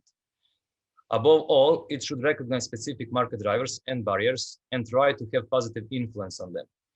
When we discuss market drivers, first of all is profitability. Price of fuels, comparison of the electricity and district heating, oil and gas, and taxation structure for different energy sources is very important and can hugely influence the affordability and profitability of the heat pump. National association needs to communicate correct information as possible and as much as possible in the media. National association should conduct surveys and case studies as a basis for lobbying and dissemination of the knowledge and precise and exact data about the potential of the heat pumps. And one of the most important aspects, it should secure quality and training through developed certification training systems in order to maintain high quality systems. Also, National Association should provide technical input for the legislation and for the national and local authorities that can rely on the technology stakeholders involved in such national association. And of course, it should identify and overcome market barriers as they arise that can limit further distribution and further development of the heat pump sector. As for the association structure, as a part of European Heat Pump Association, we are in contact with different associations in Europe. We can distinguish two different types of heat pump associations mainly, as one that is initiated by certain interest group, like for example, only manufacturers, that to some extent is not too objective in terms of tackling obstacles and promoting technology. And or it can have mix of various professions that is of course preferred, and most of the associations are built upon group of people, around group of companies that come from the various different backgrounds, including academy, including manufacturers, installers, drilling companies, quality designers, and so on. Also, most of the heat pump associations are dedicated heat pump associations, but also there are few nations that participate in the heat pump, in European Heat Pump Association, that have broader HVAC association. For example, Slovakian, Portuguese, or Spanish associations are related to cooling, air conditioning, heat pumps, and refrigeration. If you have mix of various professions, if you have mix of different people coming from different parts of the heat pump sector, then networking can improve objectivity of the heat pump. It can give good basis for the heat pump association participation in relevant topics on national and regional level. And also it can facilitate collaboration across the industry that can result in more gains and more market development. Our Croatian National Association is not very old, although ideas and people involved in the association have long-term history related to the heat pumps and are very experienced in the application, in the research, design, and installation of the heat pumps. We have around 52 members. Around 22 are legal persons and 30 are natural persons, of course, with various background, coming from the academy, manufacturers, and so on. As for the academy, we have researchers from the University of Zagreb, we have from the Research Institute, from the Geological Survey of Croatia, from the Energy Institute, and so on. So basically, we are covering wide range, not just of the heat pumps as equipment, but also of the of areas of interest, such as geology, such as overall system efficiency, and so on. Also, Croatian Heat Pump Association is a member of the European Heat Pump Association, which is a very good thing, as it gives us opportunity to exchange knowledge with our colleagues coming from different countries where the heat pump technology is a bit more established and in long time and in the long term has established a market potential. Chairman of our association is Professor Vladimir Solov. He's also a member of the SEADRION project. So basically you can contact him also if you have any questions about the National Association. Of course, goals of our association and activities are as expected. We are promoting, of course, heat pump technology, but also we are promoting renewable energy sources in general, energy efficiency, rational use of energy, and all activities that contribute to sustainable development. As main activities, we are encouraged in promotion of good practice. We are providing consultancy on technology application. We are conducting active approach in determination and overcoming of different barriers for the technology application. We provide networking of experts as association members and facilitate cooperation with national and international organizations with same and similar area of interest. As already said, one of the main activities is the promotion of the heat pump technology. Therefore, we have launched official journal called Heat Pump Technology. It is free of charge, distributed to our members and all interested companies, authorities, and those who want to learn something more and see something new about the heat pump technology in Croatia and Europe. Also, in cooperation with SEADRION project, we organized Heat Pump Day in last September. Despite COVID and all the problems associated with it, we managed to have successful Heat Pump Day with limited number of attendees, and hopefully we have made basis for annual event that can attract domestic and regional experts in the field of heat pumps.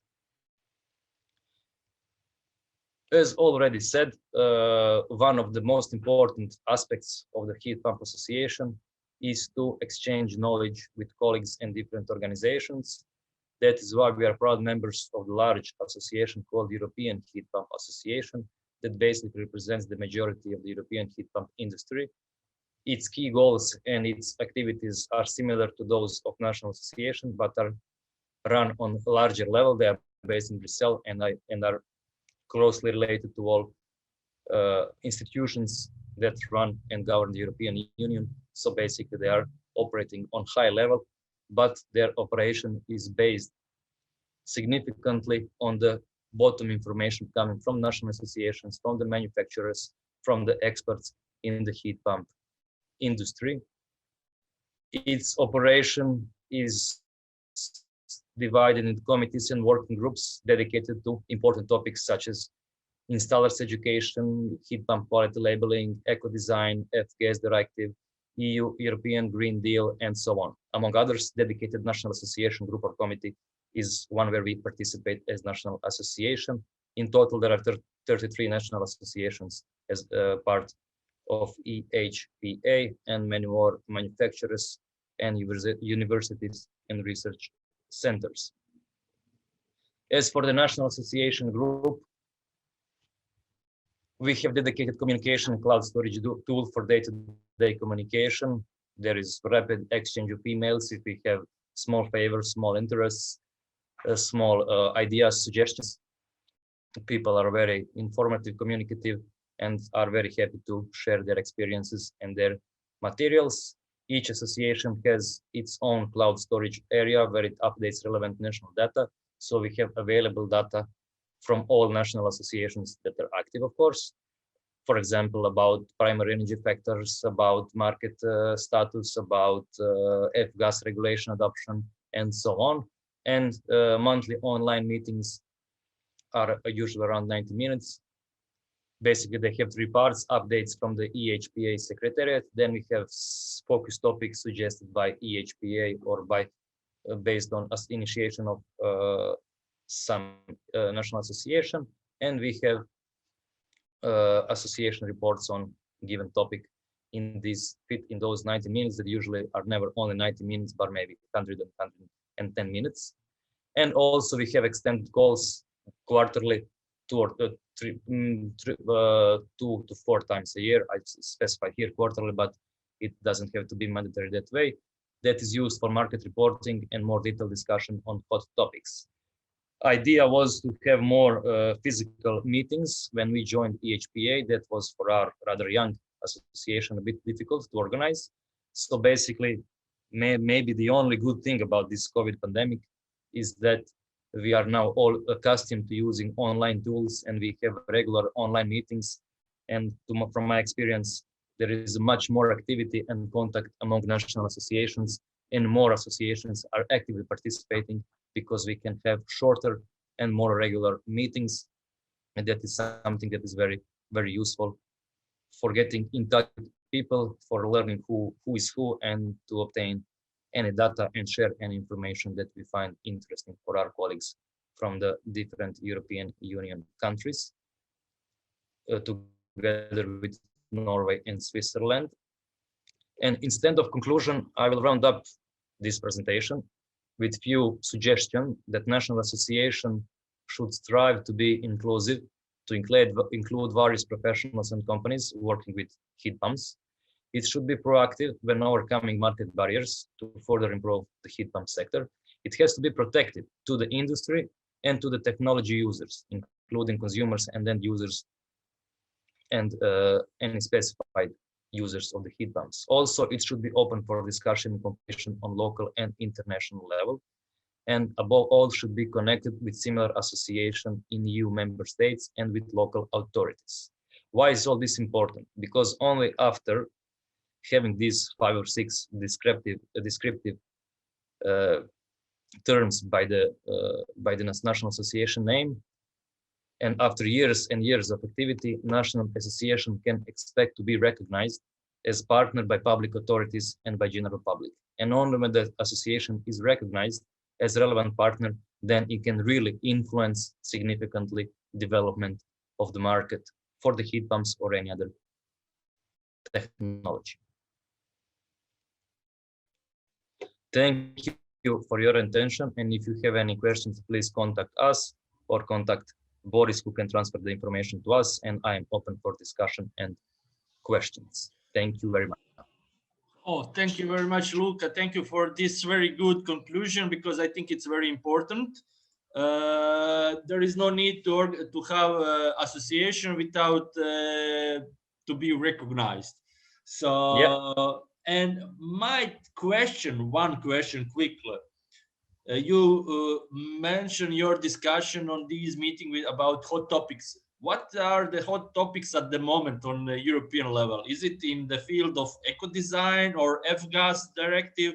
Where is at the moment, how to say, not fight, but the main discussion? I remember when I was the person responsible for the communication with European Heat Pump Association, it was F-gas directive, a lot of emails, and I don't know what is now situation. Is it still F-gas? There are many different mails coming. We are not all experts in all fields, so basically we do not follow everything. F-gas is important because there are some, currently on the European level, there are some modifications to the F-gas regulation.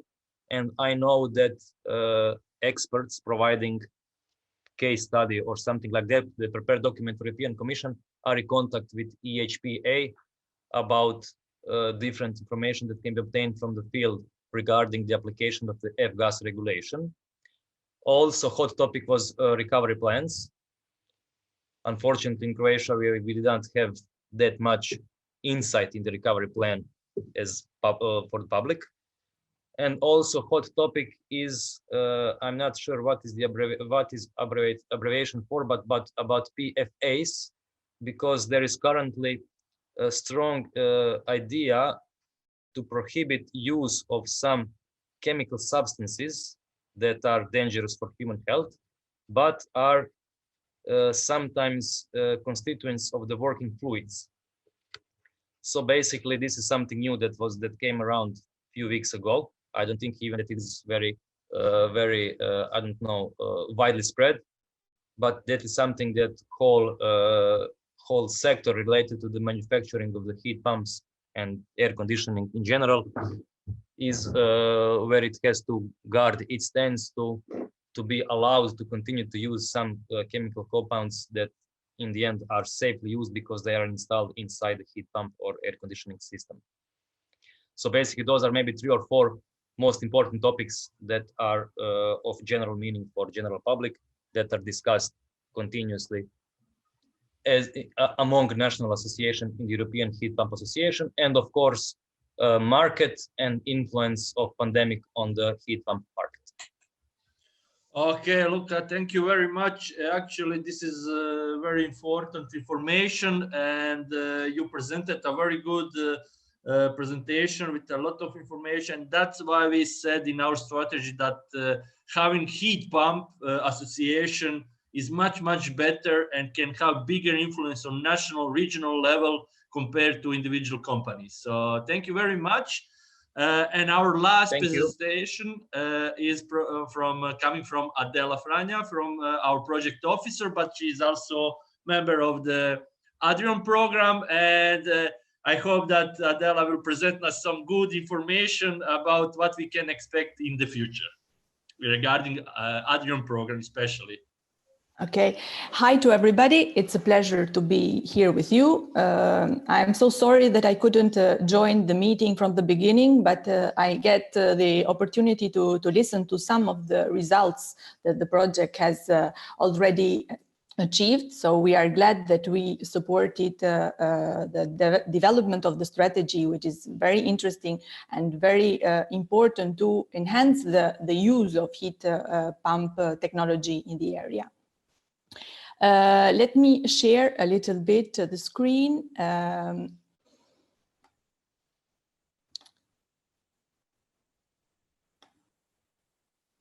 Do you see now my presentation?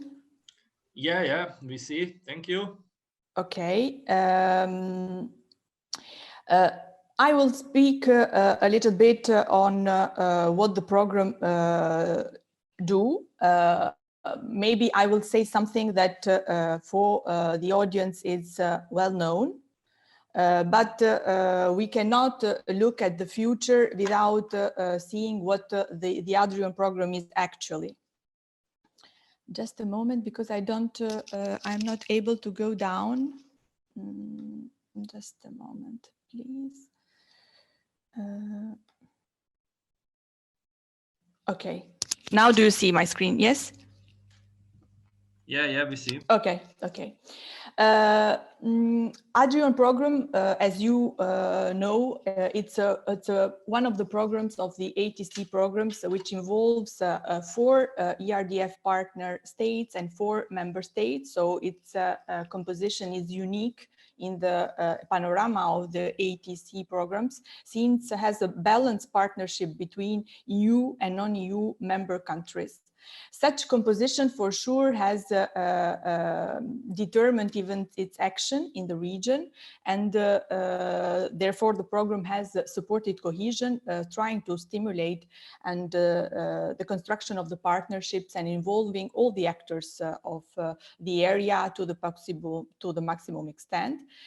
Cohesion is aims to reduce disparities in the level of development in the region, and EPA partners, states need specific attention in this respect. Therefore, the program has conceived itself as a policy driver and a governance innovator, fostering the European integration among ERDF and EPA countries.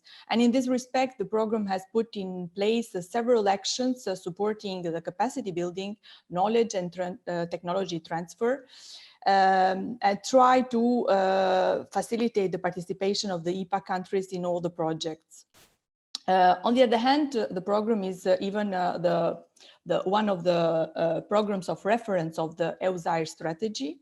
And for such a reason, it has a dedicated specific access to the strategy in order to support the governance structures and the stakeholders in the implementation of the strategy and its action plan.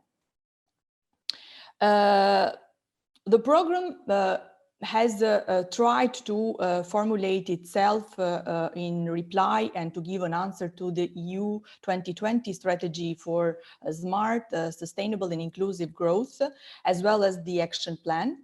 And this has determined the definition of 4 priority axes, one devoted to the innovation, the second devoted to the valorization and preservation of natural and cultural heritage, including the support to handle environmental vulnerability, and the third related to transport.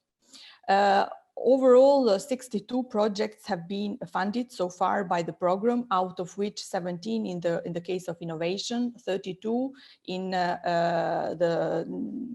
dealing with environmental vulnerability, but even tourism and preservation of natural and cultural heritage, and 12 in the field of transport. 99 millions are the amount dedicated to the program, which is limited if we compare the area of reference of the program, as well as the number of the priorities selected so far. And on the other hand, even the balance between the funds, EPA and the RDF funds, was not conceived properly, and therefore the program has put in place several measures in order to balance as much as possible this distribution of the funds. With the third call projects, we have allocated 100% of all the resources available. ADRION program has shown a higher dynamism compared to the other transnational programs. So even though the 62 projects that we have funded involve 555 beneficiaries, the request for funds have been in the first call 12 times higher than the amount devoted to the call, and 9 times in the second call for proposals. This slide gives an overview of distribution of the stakeholders among the countries, and looking, we can say that Italy has the highest number of the beneficiaries. But if we consider and we compare the number with the country size and the number of the inhabitants, we can say that Slovenia and Montenegro, followed then by the Croatia, has the highest number of the beneficiaries involved. The partnership is mainly characterized by public institutions at national, regional, and local level, but even the higher education and research institutions are one of the main actors involved in our projects. The number of the private partners is limited. However, the priority axis 1 devoted to innovation, due to its specificities, involves the highest number of the private partners among the other priority axes. Another achievement is that even though the percentage of the funds devoted to EPA countries were limited, we managed to involve 28% of all beneficiaries are EPA, coming from EPA countries, which is a double amount of compared to the resources devoted to the EPA fund. So this is an achievement realized by the program due to the several measures undertaken for the enhancement of their participation in the program. Looking at the innovation in which even your project, the project SEADRION, was presented, innovation is a cross-cutting issue for definition, a cross-cutting topic for the definition, and this has determined even the design of the priority axis 1, which encompasses several sectors. So in the framework of this priority axis have been funded 17 projects which deal with the sectors from green sea mobility, energy efficiency, aquaculture, bioeconomy, tourism, social innovation, and so on. Where the green sea mobility, shipbuilding, and nautical sectors are the sectors which have concentrated the highest number of the project funded. The projects that have been funded in the framework of this priority axis devoted to innovation mobilize stakeholders in the field of research and innovation through the methodology and through the approach of a triple helix approach. In some projects, there is also make use of a quadruple helix approach. However, the predominant approach is the triple helix approach for the mobilization of the stakeholders. The projects that we have funded have realized different transnational models for testing, upscaling, and comparison of innovation. It can be mentioned, for example, the innovation audits applied in some sectors to outline the innovation state of play and to predict the future development scenarios, or the methodology for building innovation supply chain, and so on. Different pilot solutions and developed inside the projects, and I think that you had the audience had the opportunity to look at the pilot solutions that even SEADRION project have implemented inside the project. And some other pilot projects related to even to increase the cooperation between the research institutions and enterprises, and to enhance their innovation capacity in the different sectors. A lot of platforms have been funded in the framework of the project, created to support the networking and the cooperation between enterprises, business support association, and research institutions. That these platforms will continue to be functioning even after the project closure. Several strategies and action plan, and you had the opportunity to listen to the strategy developed in the framework of the project, aiming to enhance the use of seawater heat pump in the Adriatic-Ionian area. We have funded the first pilot cluster supporting sustainable shipbuilding in the Adriatic-Ionian region, involving the main actors of the industry and fostering international cooperation and in the interaction in the green shipbuilding sector. The program has funded the first 3 pilot smart specialization strategies in 3 of the main sectors of interest at macro-regional level, among which even the energy and environment, and has invested its support in the definition of the first strategy on blue growth, which will try to overcome the existing fragmented approach that is applied to the blue growth. In this programming period, the program has created its own capital, which is based on the main achievement of the funded projects. And in this respect, even SEADRION project has given its own contribution. And such capital will be the basis for the next programming period and for the future decisions. We are convinced, and this is we had even today the opportunity to listen, that the inputs that you included in your outputs will be very, very valuable elements for the future.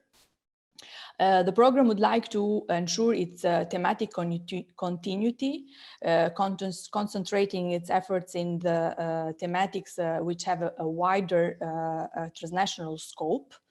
And since the program tried to be a forerunner, attempting a new road not previously tackled, that is the one related to the smart specialization on blue growth, so the definition of the smart specialization at the macro regional level, we are just getting actually some inputs on the first analysis that the project is actually doing, which will provide inputs on the future trends on which concentrate the future of the program. The program will take also benefit of the capitalization process and the results that the 5 clusters that we constructed in the previous year. Were related even to the blue growth issues, and provided inputs even on the energy part of it. So will be interesting and will be incorporated in the program, in the new program. A blue economy, and it's one of the main sectors considered important by the Commission for the recovery and for paving the way to the European Green Deal. And this underlines the importance of the blue economy for the area. Inside it is even energy is one of the main aspects highlighted by the Commission on which concentrate the future. So the program will continue to undertake measures that support the involvement of all the stakeholders of the area, as well as to support the capacity building towards the stakeholders. But going now to the new program that we are actually drafting, from the point of view, from the geographical point of view, the new program will not significantly change. Actually, it has been approved by the Commission the entrance of the North Macedonia in the program. So this will shift the composition of the program in 4 ERDF partner states and 5 EPA countries, which means that the program will be more projected towards a more cohesive and integrated dimension. Actually, we are working on the definition of the program, having in mind that we have actually some draft EC regulations, and the new regulation will be definitely approved on May. The program has already got the orientation paper by the Commission and has already updated the territorial analysis, which is the basis for the definition of the new program. The task force that has been designed for the new program involves all the countries and has decided that the current managing authority is confirmed even in the next programming period. On the first inputs provided by the territorial analysis and on the indicative actions, we have already opened 3 consultations with the stakeholders, each one on the policy objective selected. And we had already get the inputs from the stakeholders. So based on the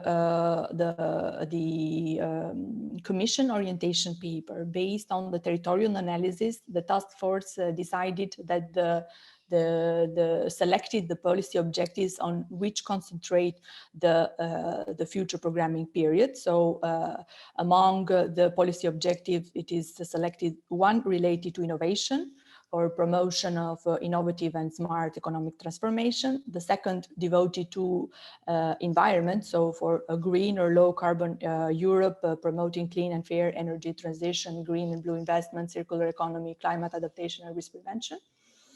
And the third devoted to transport for a more connected Europe by enhancing mobility and regional ICT connectivity.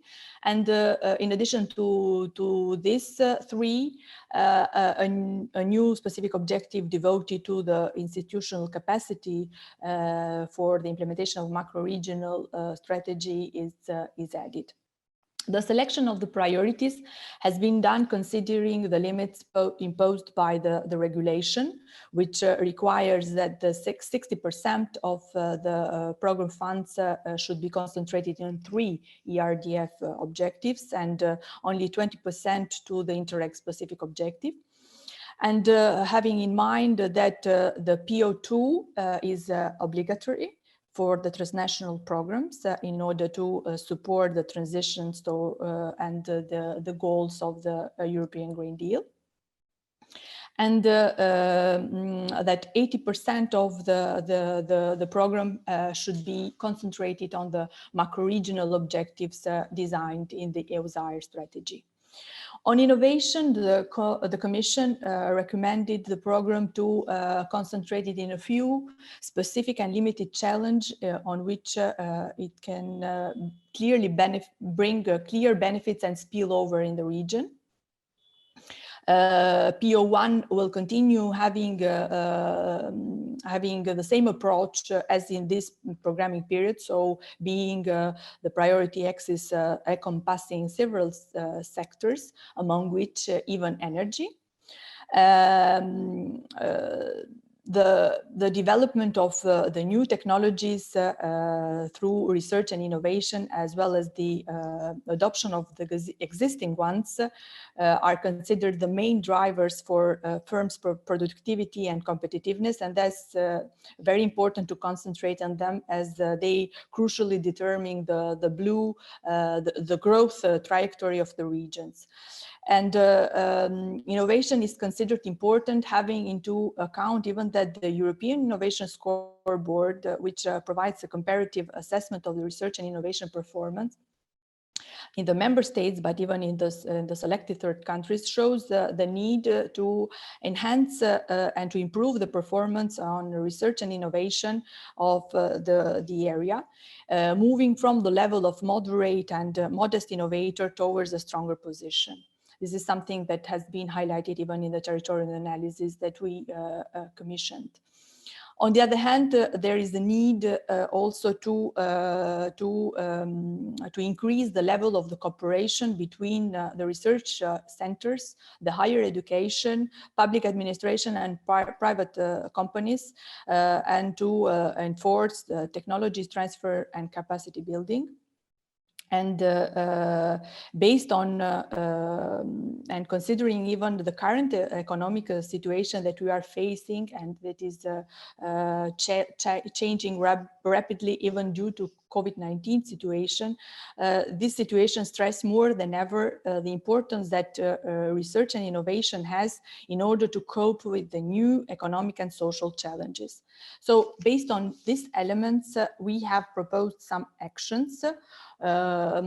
These actions are actually under discussion by the program task force, and may be subject of some changes, but underlines the focus of the program. So among the proposed actions have been proposed by the program, continue supporting the uptake of advanced technologies, testing and upscaling, comparison and evaluation of innovation through the definition of policies, tools, but even pilot actions, not only limited on the SE3 areas of interest, but even in other fields of interest of the Adriatic-Ionian area. So energy is also included. Support the development of smart specialization strategies at transnational and macro-regional level, including even capacity building for design of these strategies, implementation, but even for the monitoring, that is very important. Encourage the development of the new products, services, and solutions focused on the area of SE3, but addressing better the sustainability issues like even energy and climate change. Promotion of and development of the transnational partnerships, innovative networks and tools along the value chain, supporting the involvement in these networks of the credible helix actors. Support and boost the development of existing transnational macro-regional clusters in the main emerging and sectors of the area. Promotion of the development of digital solutions addressing sustainable development, but even climate change and other elements affecting the region. Supporting the promotion and the actions which support SMEs development and modernization through the, for example, legal and intellectual property support, financial issues, but even testing and testing solutions which are closer to the market. As well as for the supporting them in introduction of quality and sustainable requirements. Promotion and development of e-services as e-learning, e-government, promotion of e-marketing for regional products and so on. Enhancing the data interoperability and use of big data in areas of thematic interest is one of the areas which affect the most the region, which has a lot of data, but which are not put it in a relation with each other, or which are not harmonized in order to be used at the macro-regional level. Support also the development of actions for rising competencies of the stakeholders, including education and training in the sectors of digitalization, decarbonization, circular economy, and so on. These are some of the proposed actions that are actually under discussion, and which highlight that even in the next programming period, energy is part of the intervention of the program. Obviously, as in this programming period, it is considered as a cross-cutting issue for the area. Thank you for your attention. That's all for my side. Thank you very much, Adele. I think it was a very good presentation. You showed us existing, but also very important what we can expect in the future. What is the timeline to start implementation of this period? Until the end of the year, you are thinking that you will finish the programming. Is that the goal? Because I'm not familiar with the deadlines, but what is expected, especially in this new programming period? According to the regulation, from the moment of a final approval of the regulation, so from May, the program have 9 months to submit their final CP to the Commission. And we are actually working. We would like to submit it to the Commission before the end of the year.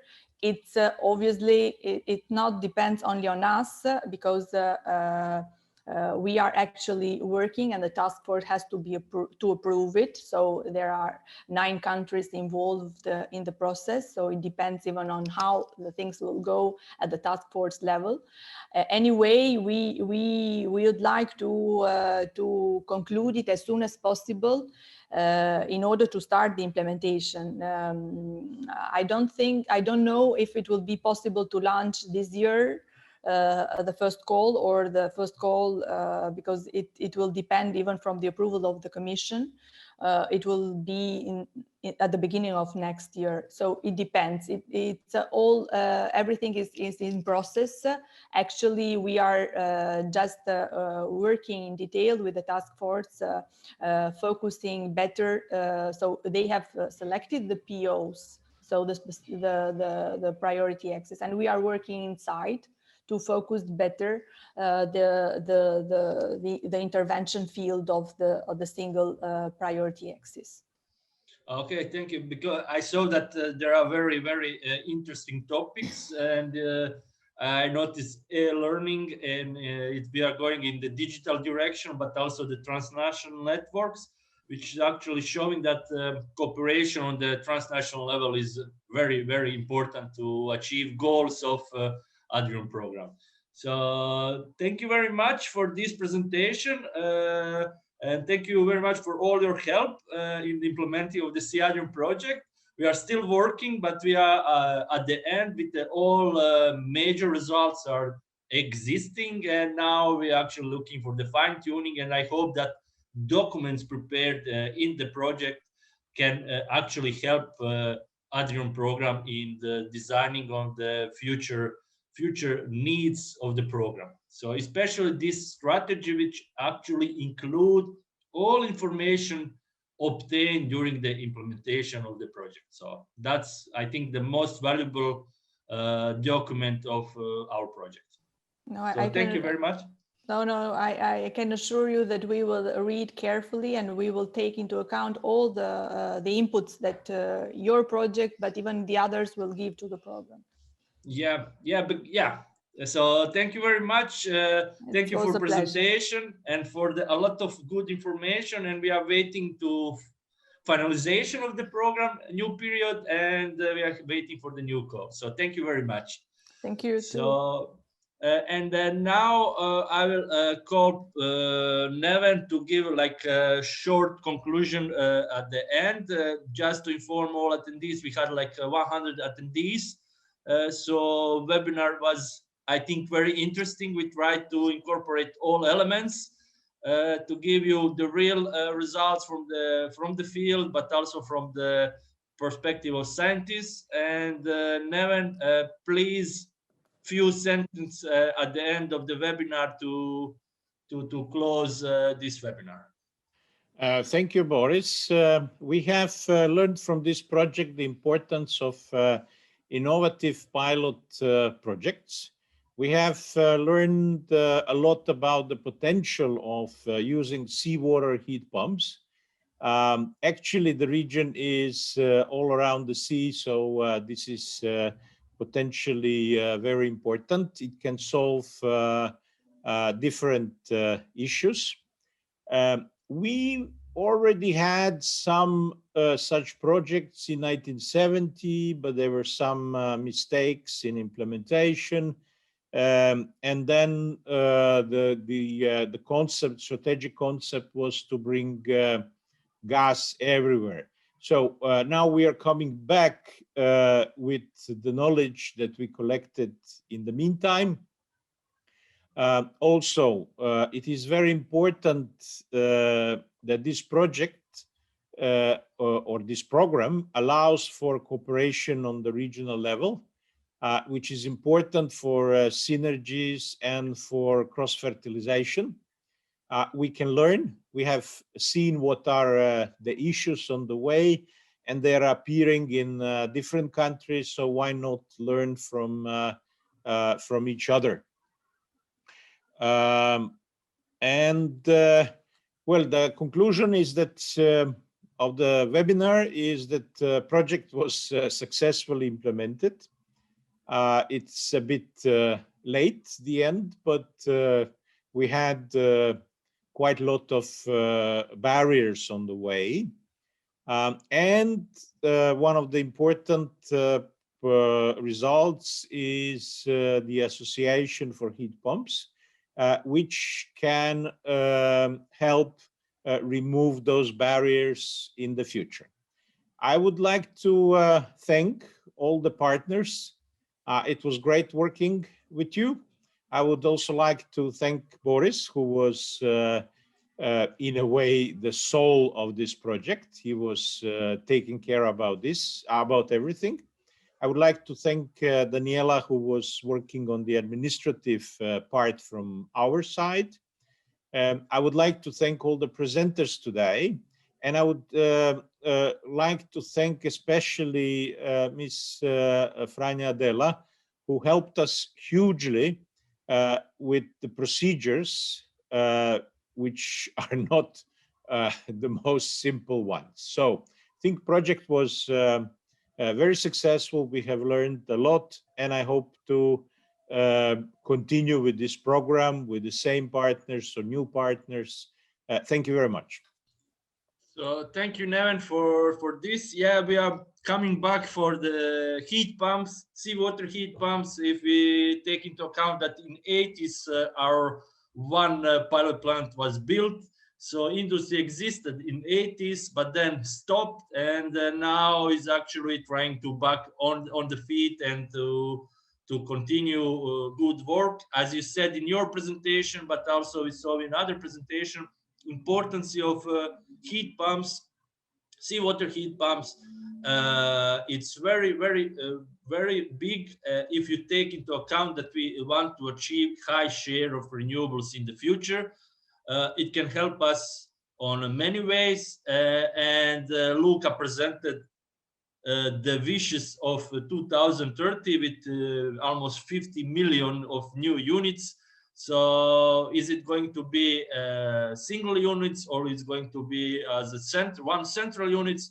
That's something what is the next step to research and find out what are the best solution to solve this problem. So thank you very much all for participation, to our presenters, to our panelists, to our attendees. If you have any questions, please feel free to contact us through my email.